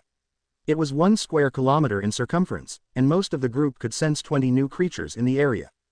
Momo could not feel it yet, but Naruto's side, only 20, damn, alerted her to the fact that they were being watched. Naruto pulled his katana from its scabbard as a beast leapt out of the tree line. It was monstrous in the fact that it appeared like a medium-sized chimera. It had the body of a scaled lion, with large bat-like wings. A tail that looked more like an alligator's with spikes on the end, and protrusions sticking out of its hind legs. The head, however, made Momo gape and blush. It was a completely naked man, from the knees up. The grin on the man's face was far too insane for anyone to look at properly. His penis was erect, yet looked a sickeningly black, and was leaking a green fluid. I didn't need to see that. Naruto spoke lowly, and sighed again. After his words were spoken, the other 19 appeared as well. Each was grotesque, and looked like things that even a mother would not be able to love. The first laughed, after gazing at them all. Looky here guys, we got grub, and, some entertainment, he cackled, before an earth spike shot up through his skull. The others stopped laughing as they watched their leader die. It was quiet for a moment, before Naruto spoke again. "One down, you all are next," he said, before raising his left hand in a half-tiger hand seal. He rushed forward, as soon as his chakra activated the other 5 seals he had placed in the area. There were 3 explosions, and 2 puffs of smoke that came from the seals. The 3 closest exploded in fire, lightning, and magma, taking out 11 of the creatures in the middle. 2 more fell from being impaled by 2 other earth spikes. The last 6 tried to turn and rush him, but he had already appeared behind 2 of them and cut them in half with his sword. He was bored. These things were nearly as bad as the armies of bandits he had already killed by the age of 14. So many corpses, how many more will I add to my resume? He mentally asked himself, before deciding to tone it down a bit. He at least wanted to get a better challenge out of this. He also wanted to at least show his current audience that his skill was equal to his power. It had only taken a few seconds for Sona to realize that 16 of the strays were dead before they could really move, or at least try to. Her eyes widened slightly when she noticed Naruto was shifting to a lower gear, and started to showcase his skill. She watched as he danced around the 4 strays, leaving small nicks, or taking a limb. It was still fast enough to be impressive, better than even Rias Knight, but she could keep up with it now. He wasn't using the style she had seen the night before, but she could at least see it was designed to weaken opponents by leaving small wounds while taking 1 or 2 limbs for maximum effect. He had reversed the grip on his katana, and although it was hard to notice, she could see his left hand clenched in a fist while shaking it lightly. She checked it using her senses, and realized that he was releasing small amounts of power through it to stabilize his sword arm. The power wasn't very familiar, but she could tell that it was necessary for him to live. Is that his chakra? I thought chakra was purely spiritual. I'll have to research this, she mentally told herself, as Naruto took one of the stray's heads from its shoulders. She felt something more than just spiritual energy coming from him now that she was looking at him while using her own mana sense.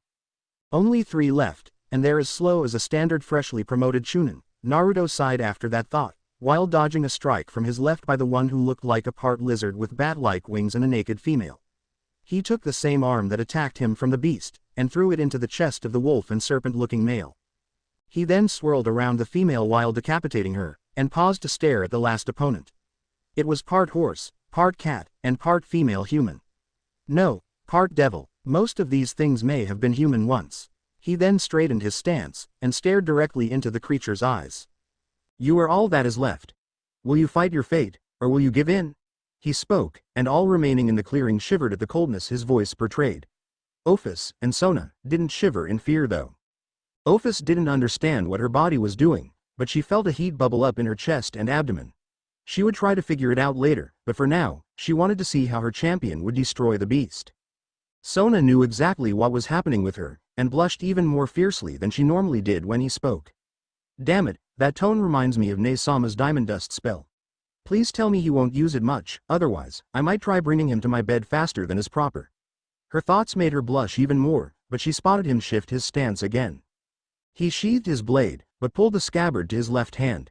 Shifting his left foot backwards slightly, he then placed his right hand on the handle of his sword.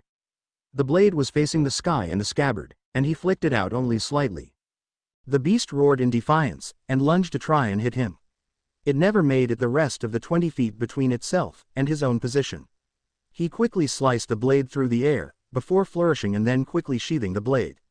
The beast stopped, as his attack had already connected, his hand keeping the blade from fully being sheathed. He spoke once more. May you be judged for all that you have done. Accept your demise, and go in peace. He then sheathed the blade fully. All but Sona wondered what had happened, before the creature fell into a few hundred pieces, being torn apart by flashes of silver that streaked through it, from multiple angles and directions. The blood spray from the beast painted the surrounding 10 feet from it, and the gore left behind fell in a way that one would think a child had just destroyed a block castle. Amelia, Serafall, Tsubaki, and Momo all gasped in slight amazement. As well as fear, though Serafall started to feel like the temperature was rising. He then turned, and slowly strolled towards them after placing the sheath of his katana back over his shoulder. His eyes glowed eerily in the moonlight, and the shadows casted on his face from his hair made it appear as though an angry god had just cast his judgment. Ophis smirked, though she felt that he'd get stronger. She decided to cancel the summoning for a stronger opponent, and just gazed at the blonde in slight wonder. For he had done something with that technique to create a sphere of compressed void power, and cast his sword slice through it while multiplying the number of slices. You really do look like a devil right now, Naruto-kun. As well as a god. I hope to see more soon, she thought, before disappearing without making a sound to tell that she had been there. She also failed to notice that she had called his name with an affectionate suffix. Sona's office, 045, 21st of June. Sona sighed, as she looked through the document that Serafall had given her. It was marked with the symbol of House Lucifer, so it was official. I now own Kuo, she sighed again, as her thoughts turned back to the small fight she had seen less than 40 minutes before. No, it was a massacre. And his cold tone, she thought, as another blush grafted to her cheeks. Her right hand moved to her stomach, and then started moving lower.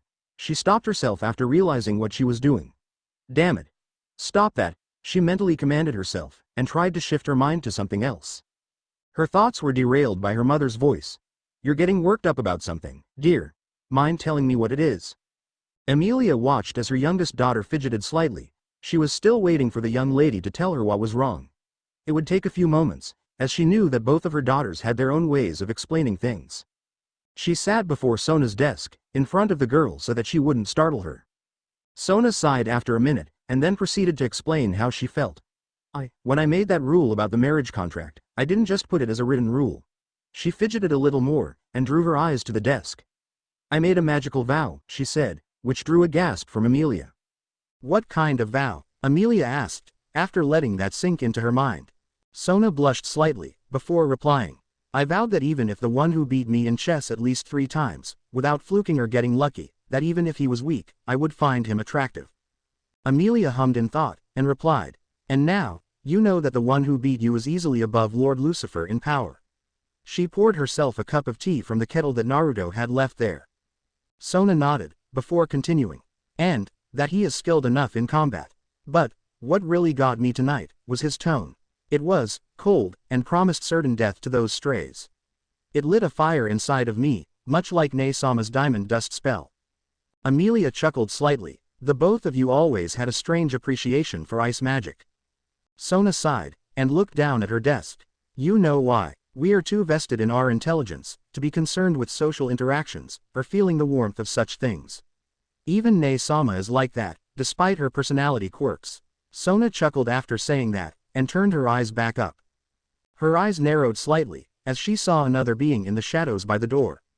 Amelia saw her eyes narrow, and turned to look at what Sona was looking at. She didn't see anything, but felt like they were being watched. What do you see, Sona? She asked after a moment. Sona harumphed, and responded while still looking into the shadows. Have you ever heard of creatures called shades? The creature seemed to disappear after she asked that. Amelia turned back to Sona, and fidgeted. Hi, I have. Why? Sona sighed, and turned back to her mother. Naruto has a contract with Limbo. He can summon them, for use in spying and gathering intel. He can apparently summon them as guards as well. Amelia seemed to be paralyzed for a moment, her eyes widened, and her breath hitched. You are certain? She asked after a few minutes. Sona heard the nervousness in Amelia's tone, and frowned. Hi, is it a problem? She asked, and nearly jumped when they heard Naruto chuckle. It's not so much of a problem for us. It's just that they are extremely curious assholes, Naruto said, as he appeared from the leftmost bookcase. Almost like he walked straight out of the shadows again. Amelia did jump, and gasped at the small scare. She turned her head to the right, to see him. I didn't even sense him. How the hell does he do that? She mentally asked. Naruto smiled, and answered her unasked question. We of the Anbu are trained to become insensible, and to move from the shadows. As though we are a part of them. Not many can do this, even in our ranks, but I was the best my village has had in nearly a century. He then looked at Sona. What would you have done with the remains of the strays? Sona furrowed her brow in confusion, while looking at his eyes. What do you mean, Naruto? Naruto sighed, and explained. We shinobi are taught to not only kill, but to loot the corpses for anything that can be of use. Those strays didn't have any gear, but they did have a few other things that can be useful for rituals. Poisons, bones and organs, blood, the list goes on for a little while. He then asked again, what would you have done with them? Sona closed her eyes, and rubbed her forehead. Collect them, If you can. It would be a good thing to tell the devil race that strays have mystical ingredients in their bodies. Would these also appear in us? She asked after giving him the okay. Naruto hummed, and looked up to the ceiling. It's possible, though I am certain only blood would be a decent enough ingredient from you all. The key to them having more ingredients is the fact that they allowed the power to corrupt them to the point that they change. He rubbed his chin for a minute before continuing. It's not something I would tell the rest of the devils about. Unless if you can really trust them, they could try to exterminate you, along with every stray. He said, before turning to leave. I'll collect anything that could be useful. Good evening. He then walked right into the shadows again, and disappeared. Amelia sighed, and turned to look at Sona once more. That's going to be common with him around, isn't it? Sona nodded, and turned her eyes back towards the desk. Naruto's room, 5:30. Naruto sighed as he stopped meditating. It hadn't taken long for him to collect the ingredients from the stray devil corpses. It wasn't even much of a challenge to find which ingredient went to which practice. Some magic requires certain ingredients, but the fact that most here don't know that is vexing. His thoughts stopped for a little while, and he decided it was time to properly explore the area he now lived in. So, he stood and dressed himself, before heading towards the entryway. His senses told him that Emilia, Serafall, Sona, and Tsubaki were awake. Tsubaki was heading towards the entrance hall, and appeared to be getting ready for something. I suppose I should tell someone that I'll be exploring for a while. Might as well tell the one closest to the entrance, he thought, before jumping down from the second-story walkway. His leap and his landing were silent. Not even the air was displaced by his waist cloak, and the floor didn't even groan at the sudden shift in weight. He quickly gazed around the entrance hall, and spotted Tsubaki putting a different pair of shoes on. She wore an outfit that, although he could not recognize, he could easily tell that it was for exercising. She wore a blue track jacket with matching blue track pants that had a black stripe going up the sides. She also wore a dark purple t-shirt. Since the jacket wasn't closed, he could easily see it. Her glasses were the same as she always wore, and he could sense a small bit of mana holding them in place. Her shoes were standard running shoes, with white soles, and a light blue material for the main body of them. The laces were dark purple, like her shirt.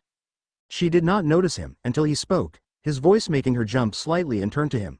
I will be heading out to properly map the area. In other words, I will be exploring. Thought I should let someone know.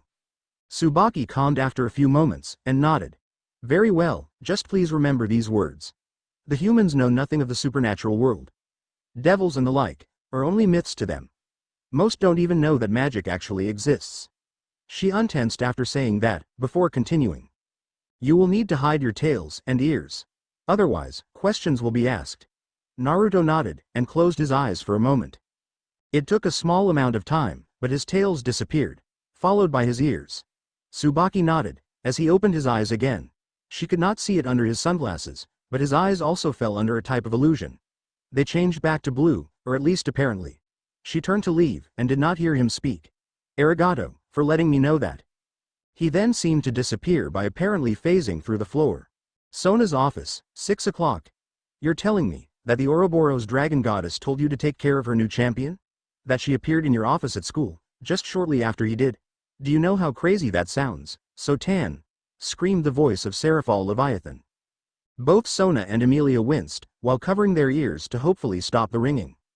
After a few minutes of holding her ears, and then rubbing her temples, she responded. Hi. Ne-sama. She appeared after I resurrected him, and helped heal him somewhat. She continued rubbing her temples, trying to ease the headache that had hit her from Serafall's shout. She seemed to transfer something into him. I can't tell if it was power, or something else. But I sensed it when she spoke to me. It was subtle, but she allowed me to sense it. Serafall and Emilia nodded, though Emilia was also trying to stop a headache. After a moment, Sona was going to speak again, but was interrupted by Tsubaki walking into the office. Kaichu, Naruto has gone to explore Kuo. I warned him about keeping his talents and extra appendages hidden. Tsubaki said, as she stepped up to the desk. Sona looked to her bishop and nodded. Arigato, Tsubaki.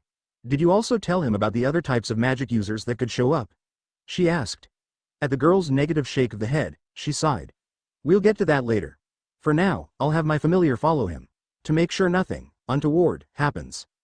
Tsubaki nodded, and turned to leave. She was somewhat jealous, as she had never seen Sona's familiar, but cast that feeling aside. Of course, Kaichu. I will be going on my run now, good day. she said, as she left the office. Serafall looked at Sona, with a twinkle in her eye. Yay, so Tan's calling mi. She kept staring at Sona, whose eyebrow twitched. Ne-sama, Sona sighed after a moment, that's not her name. Naruto appeared in an alleyway, close to the gate of Kuo Academy. He paused for only a moment, having caught the scent of the young Nekosho through the hazy pollution of modern scents. The smell of exhaust fumes from the vehicles he saw on the street were a bit nauseating to his heightened sense of smell. He grumbled a little, and decided to focus on dampening the sense that was aggravating him a bit. After a few moments, he continued walking out of the alley. His first sight of Kuo Academy made him sigh. It was still summer vacation, but he could see a few students and faculty moving on the grounds. Why'd I get the feeling that we are going to be stuck there for a while, Kurama? He mentally asked his tenant. The sound of her chuckle from the mindscape made him grimace. Probably because we will be, who knows? He sighed again, before he turned to head left. This is going to suck, he whispered, as he left the area that held the academy. He may have not minded learning, but he still hated being bored from classwork. As he continued mapping the city, he noticed a few things that made him sigh. The worst was, people were far more mob-like than they should be, far too socially interactive to pay attention to what was going on around them. And, another was, the amount of sexually explicit interactions and commercials. Or at least he thought they were explicit. Kurama, am I really seeing this? He mentally asked, after stopping near a park and seeing 3 teenage men spying on a group of girls that were enjoying a day at the park in summer clothes. Clothes that he could have sworn would be in one of Jiraiya's novels, if not a movie made by the same man. Kurama was silent for a few moments, but responded. Hi, Naruto-kun, please, beat those 3 as soon as you can, she said, with a pleading tone. They look like they might have some of the Toadman's influence. Naruto nodded, before one of them almost shouted about the amount of oppi he was seeing. No, they're worse. He would later learn that there was the internet as well. It was nearly noon when Naruto stopped exploring by walking in the crowds of the city, instead turning to the rooftops. As shinobi tended to do. Using mana, he influenced people to not even notice him and stayed out of camera view with his own skills. He even released the minor, though taxing, illusion on his new appendages and eyes. He paused on top of the local shopping mall, as he finally knew that whoever was following him was a non-threat. Whoever it is, needs to learn that completely suppressing their aura is a dead giveaway. She's been at it since 0800, he thought, before turning in the direction she was watching from. I was right, female, and those wings look like a crow's. He didn't even bother with waking Kurama up, not enough action for the kitsune to bother with. He raised his right hand and beckoned for the follower to speak. He smirked slightly when she hesitated, seemingly surprised that he knew she was following, so he spoke to her in a clear and authority's tone. You have been following me since this morning.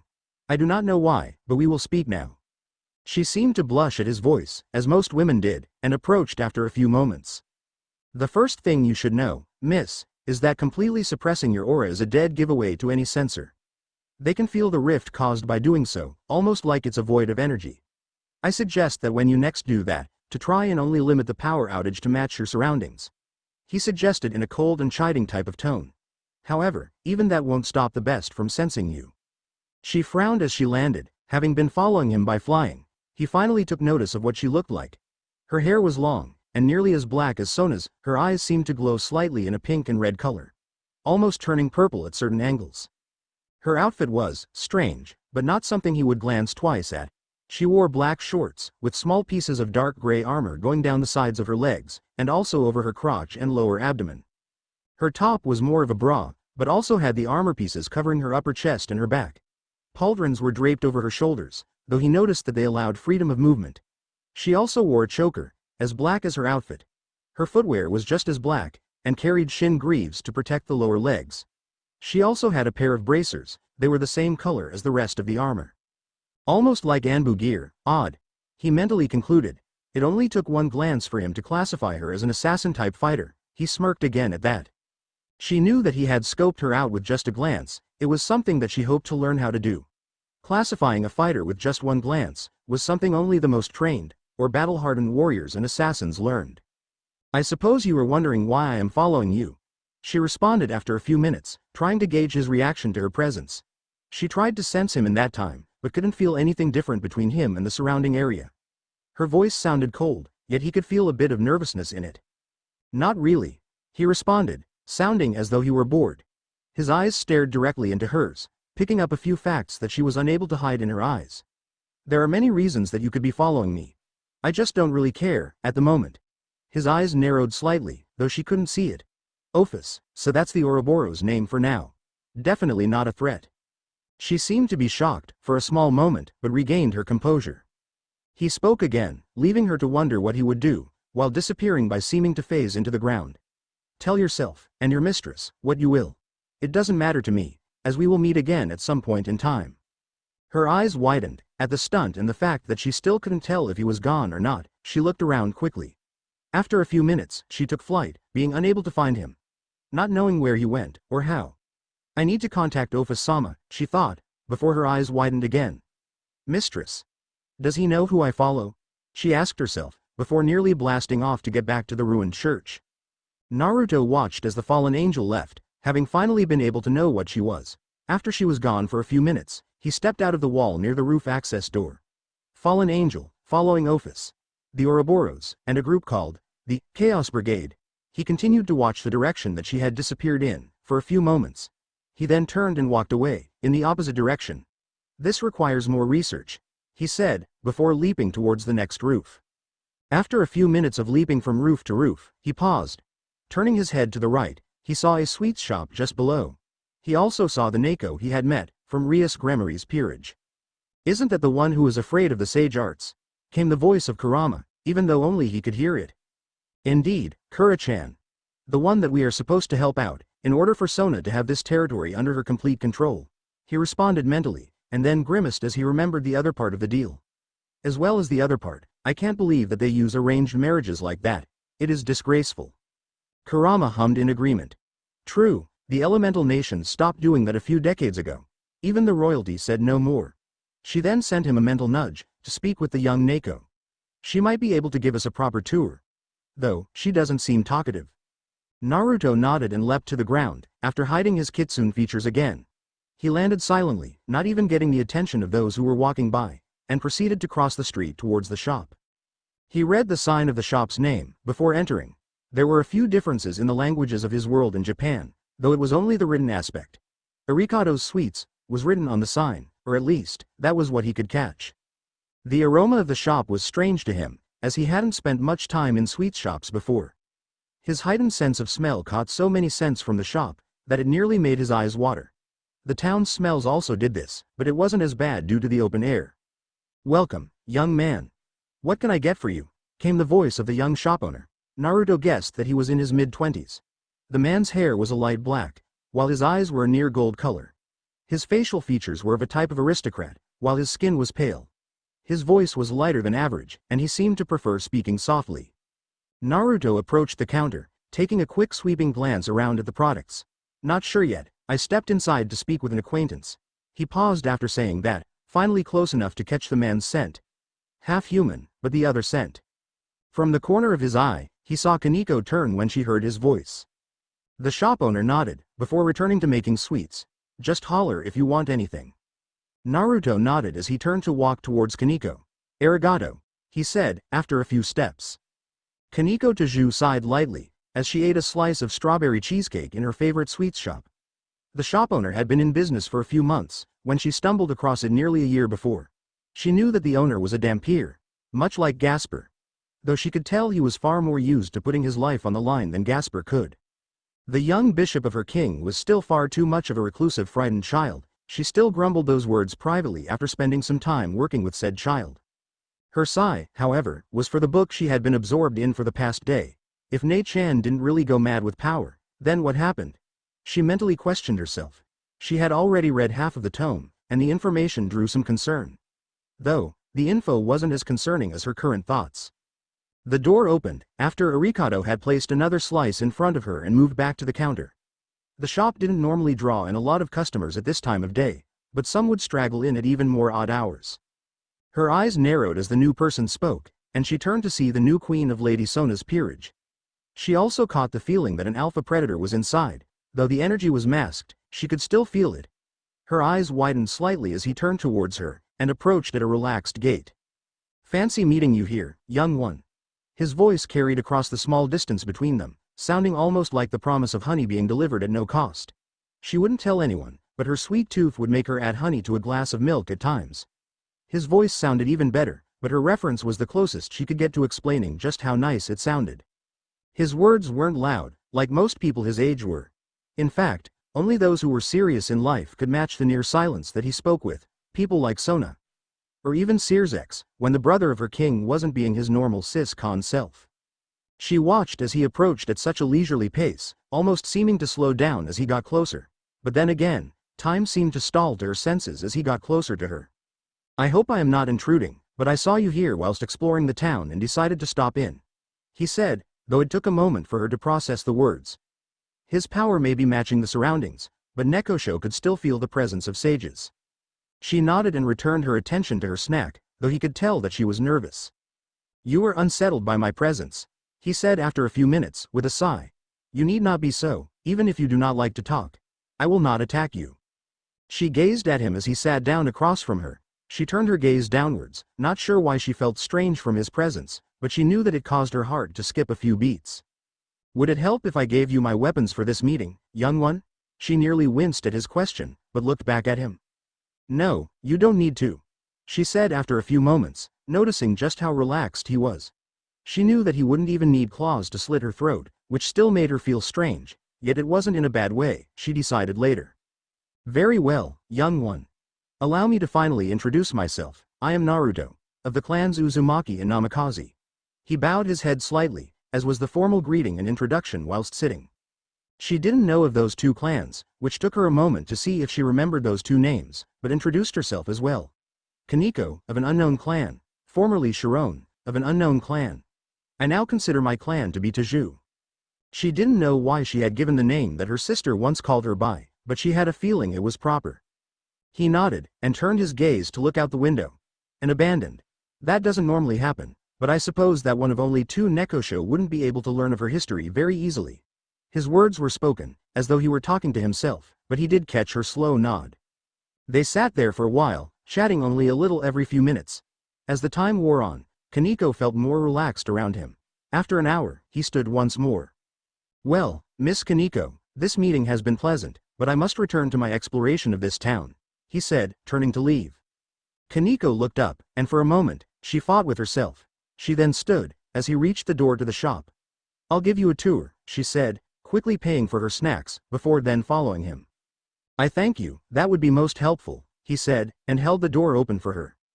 "Kuo Mall, 1300. Here is the mall, the town's main shopping center," Koneko said, as she finished off the tour for Naruto. They stood on top of the bookstore across from the main mall. Most of the mall was owned by the Gremory family, but more than a few stores were owned by Sona herself, including the one they stood on. "I must thank you again, Koneko.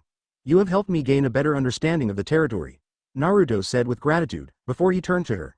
He noticed that she was still slightly distraught, but he could tell that it wasn't so much his presence that caused it. "Kurama, can you catch the reason for her nerves?" he mentally asked his tenant. Kurama hummed for a moment, gazing through his eyes to read the energy he was looking at from the Neko. "It looks like it is a personal subject, as well as the book you gave her, though I can't say for sure without getting a better read in person," Kurama replied, before thinking for another moment. "Maybe you could offer your help in understanding of chakra and the sage arts? After all, that is one of the jobs for Sona to hold this territory." Naruto nodded mentally, and turned back in the direction Koneko was looking. He trusted the yokai's words, though he felt a small bit of caution at all times. She might be right, it'll put me in better standing anyways, he thought, after silencing his connection with Kurama. "In repayment for this, I would like to offer you something, Koneko," he said after a few moments of thinking. He turned back to the Neko. "I offer proper tutoring in the ways of Senjutsu, as well as theory of chakra itself." Koneko stiffened slightly, but turned to him. "Will you accept?" he asked after a few minutes, though continued with a few more words. "You do not need to answer now, but I hope you think about it." He watched her gaze at his face, for a few more minutes. Koneko was trying to see if he was telling the truth, though she noticed that reading him was next to impossible. I would like to think about it," she said, and nearly sighed in relief at his nod. "As you wish. In the meantime, allow me to escort you back to the school. It is the height of rudeness to allow a young lady to walk by herself, when she is in thoughts that are so," he paused for a thought on what word he should use. "Vexing, to the ability to pay attention to one's surroundings."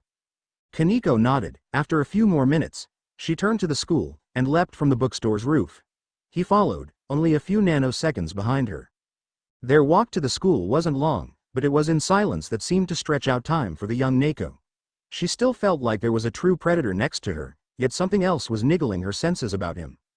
You do realize that she is torn on what to feel around you, right? Kurama's voice sounded through their bond.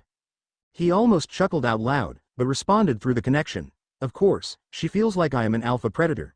Yet also feels like I am trying to guard her from something. Kurama huffed. And how the fuck do you know that? He slightly smirked, and showed her an image of him tapping his nose. I learned quite a bit more about sense on the field than we took notice of originally. He then stopped, as he and Koneko arrived at Kuo Academy. We will converse later, we're being watched. He turned to Koneko, and properly bowed to her. I once again thank you, Koneko, for the tour. I hope you have a pleasant day. He then stood and turned slightly, to notice Rias Gremory watching from the old school building he had seen when he was here last. Koneko nodded, before she turned to head towards the Occult Research Club. She didn't notice her king watching her with a frown. Sona's manor office, June 21, 1430. Sona sighed as she laid her pen down, having just completed glossing over the missive from Lord Lucifer whilst taking notes on everything she could find in it. It wasn't the full document, which would be delivered to her later, so she couldn't read everything she needed about it at that time. This is only the general overview. Serafall knows that I hate not having the full documents before me. Still, this had to be done quickly. Mother said that Riser-san has been far pushier about the betrothal lately. She thought, before her eyes looked up to the office door as it opened. She saw Naruto enter, turned to close the door, and then headed towards the bookshelves to the right of the room. She watched as he scoured the shelves, and took a few books that were in the history section. She knew which books he had grabbed, knowing the layout of her office as personally as her own room, before he approached a desk near one of the windows on the same side. The books were on the most recent history of the world and of Japan, concerning both the human history and the supernatural. She continued to watch him for a few moments, noticing how quickly he was able to read and take notes on a pad of paper he had pulled from somewhere along with his own pen. She didn't know that he knew her gaze was on him, but after a few minutes she turned back to look over the small missive again. She wouldn't notice until 2 days later, that he wouldn't even sleep whilst researching about the history of this world. It would cause her some concern when she did. Sona's office, June 23, 9 o'clock. Naruto sighed, as he closed another book on history. He had finally gotten to the point of the First World War in it, not even bothering with the fact that he was slightly tired. You've been at it for over 3 days, Naruto-kun, Kurama said, in a light scolding tone. You still aren't recovered enough for such activities. You need to rest more than normal, as not even I can keep your body going after that dimensional hop we were thrown through.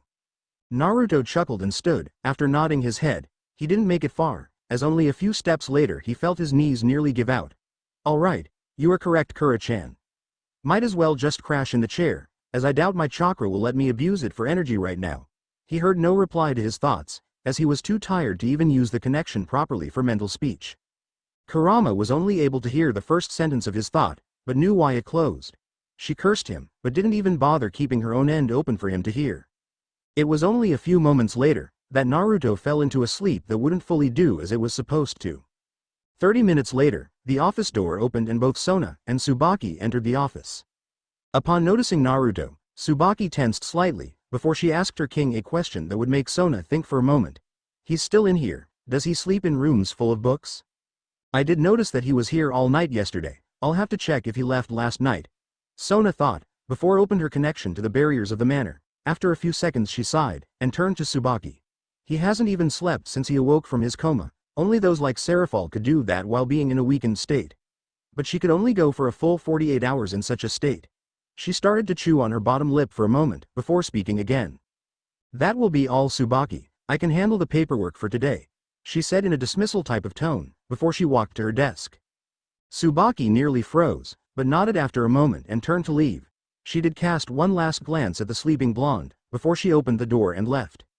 Sona sat in her chair and opened the folder that contained the papers she would need to get Naruto into the academy she headed. She then sighed after a few minutes of checking over it all. At least this isn't very difficult, she said before she turned to Naruto, and noticed him sleeping in the same chair that he sat in nearly 2 days before. That reminds me of a few years ago. I was always passing out in our library from overindulging myself in research. I wonder, is he like me in that regard? She thought, for a few moments. She twitched slightly in arousal at the thought that he would study so much, as she always valued intellect. She then heard the voice of Kurama through the bond she held with him.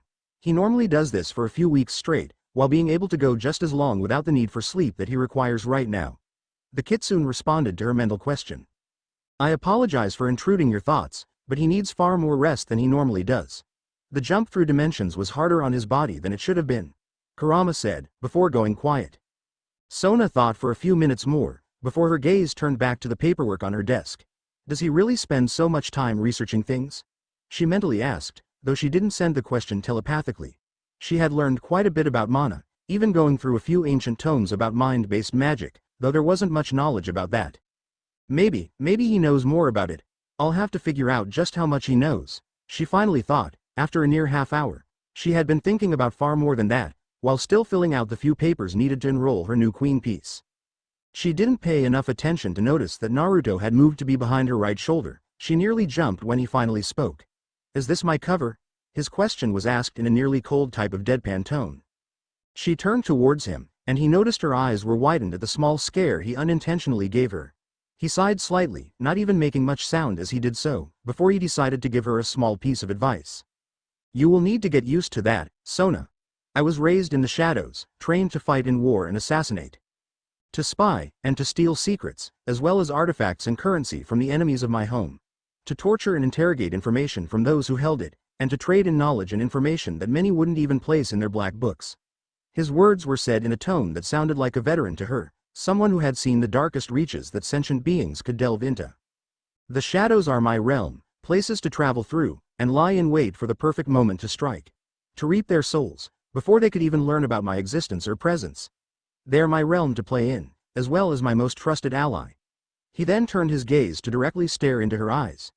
You must get used to me showing up like this, fairly often, as most other modes of transportation are either too noisy, or they take too damn long. He turned back to the papers that she had been working on, as she thought about his words.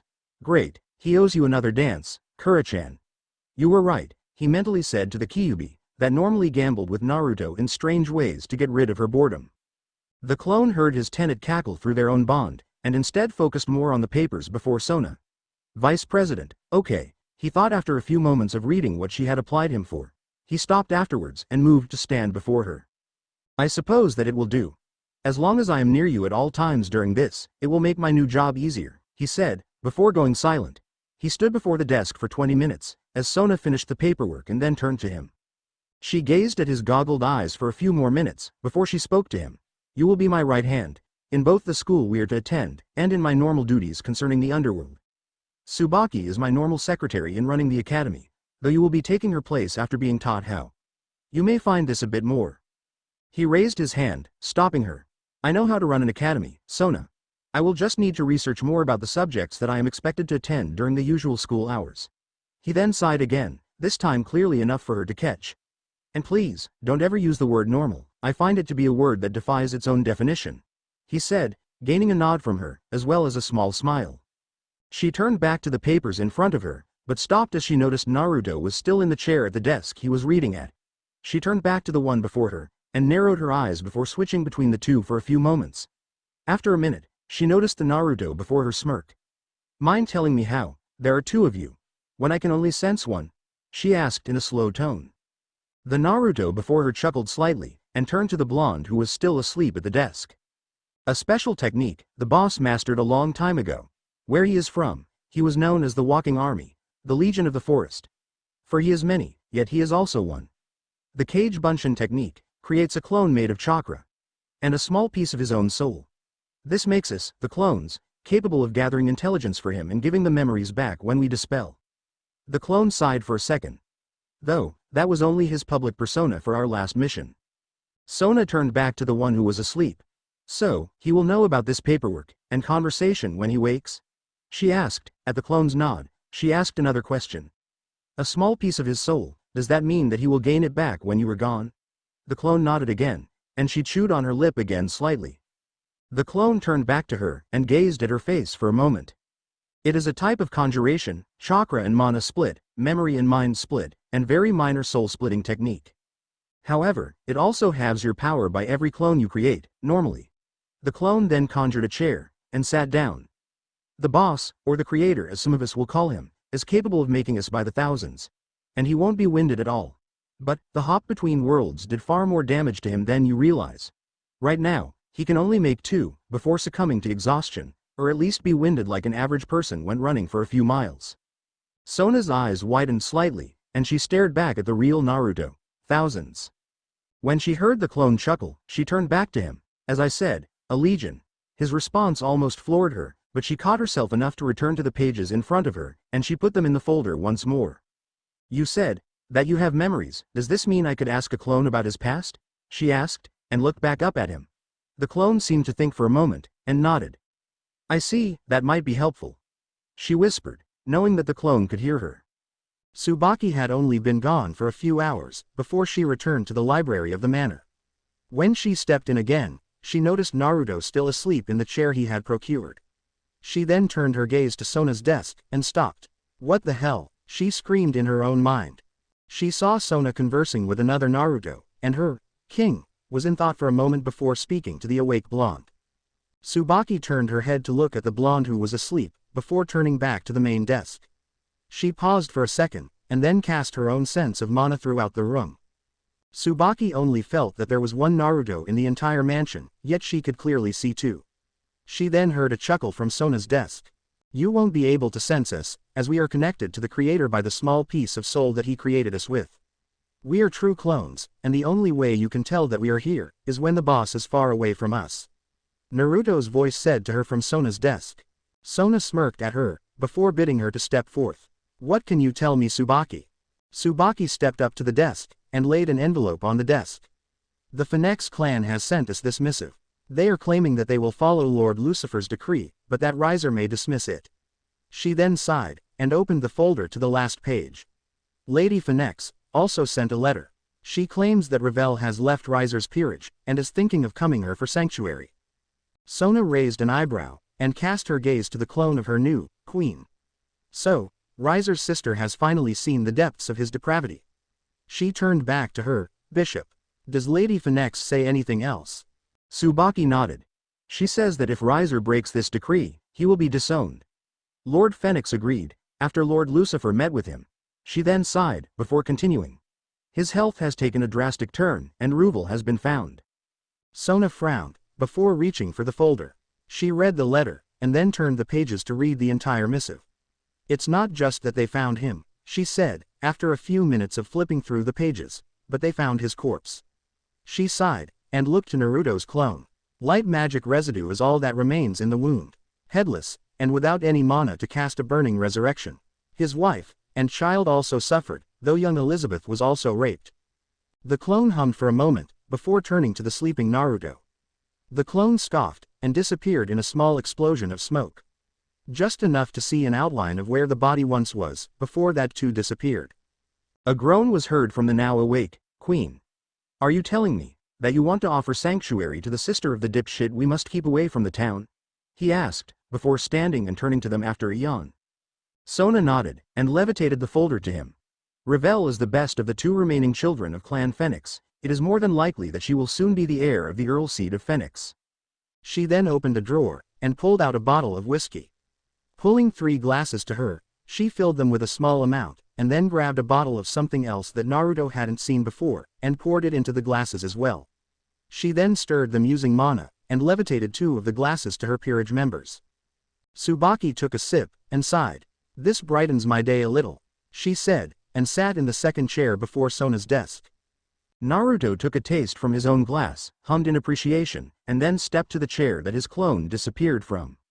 He quickly read through the 30-page missive, and then the letter. You do realize that it may be necessary for us to go to their home. If this Lord Phoenix is actually sick, then we cannot leave poison out of the equation. If their usual is to burn poison out of their system, much like a phoenix, then there are only 1 or 2 poisonous plants that can do this type of damage.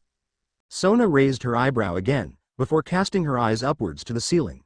Or holy water, though, that would require a light-based person to use properly. Naruto raised his own eyebrow, but said nothing as Sona continued thinking for a moment.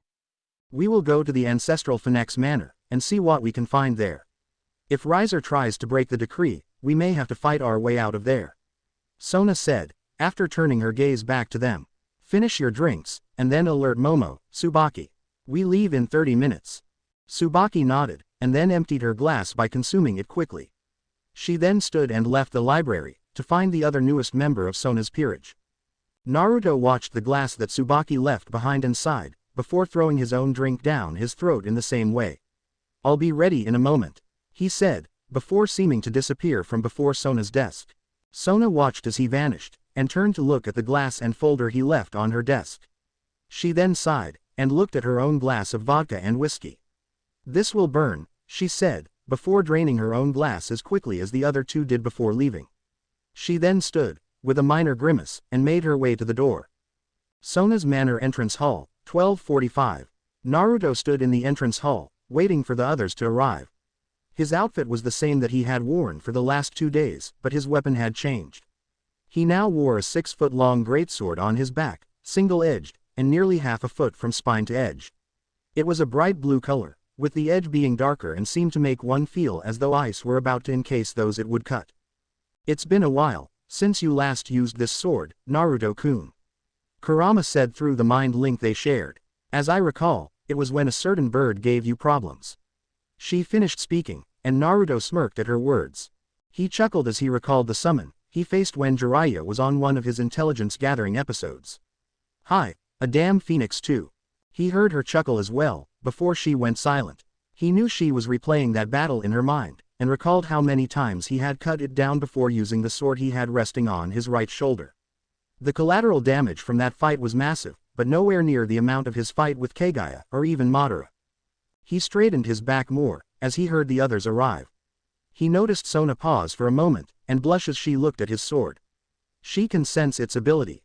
Well then, definitely an ice mage, he thought, and heard Kurama hum in agreement. Momo was staring at his sword, before she looked away blushing slightly.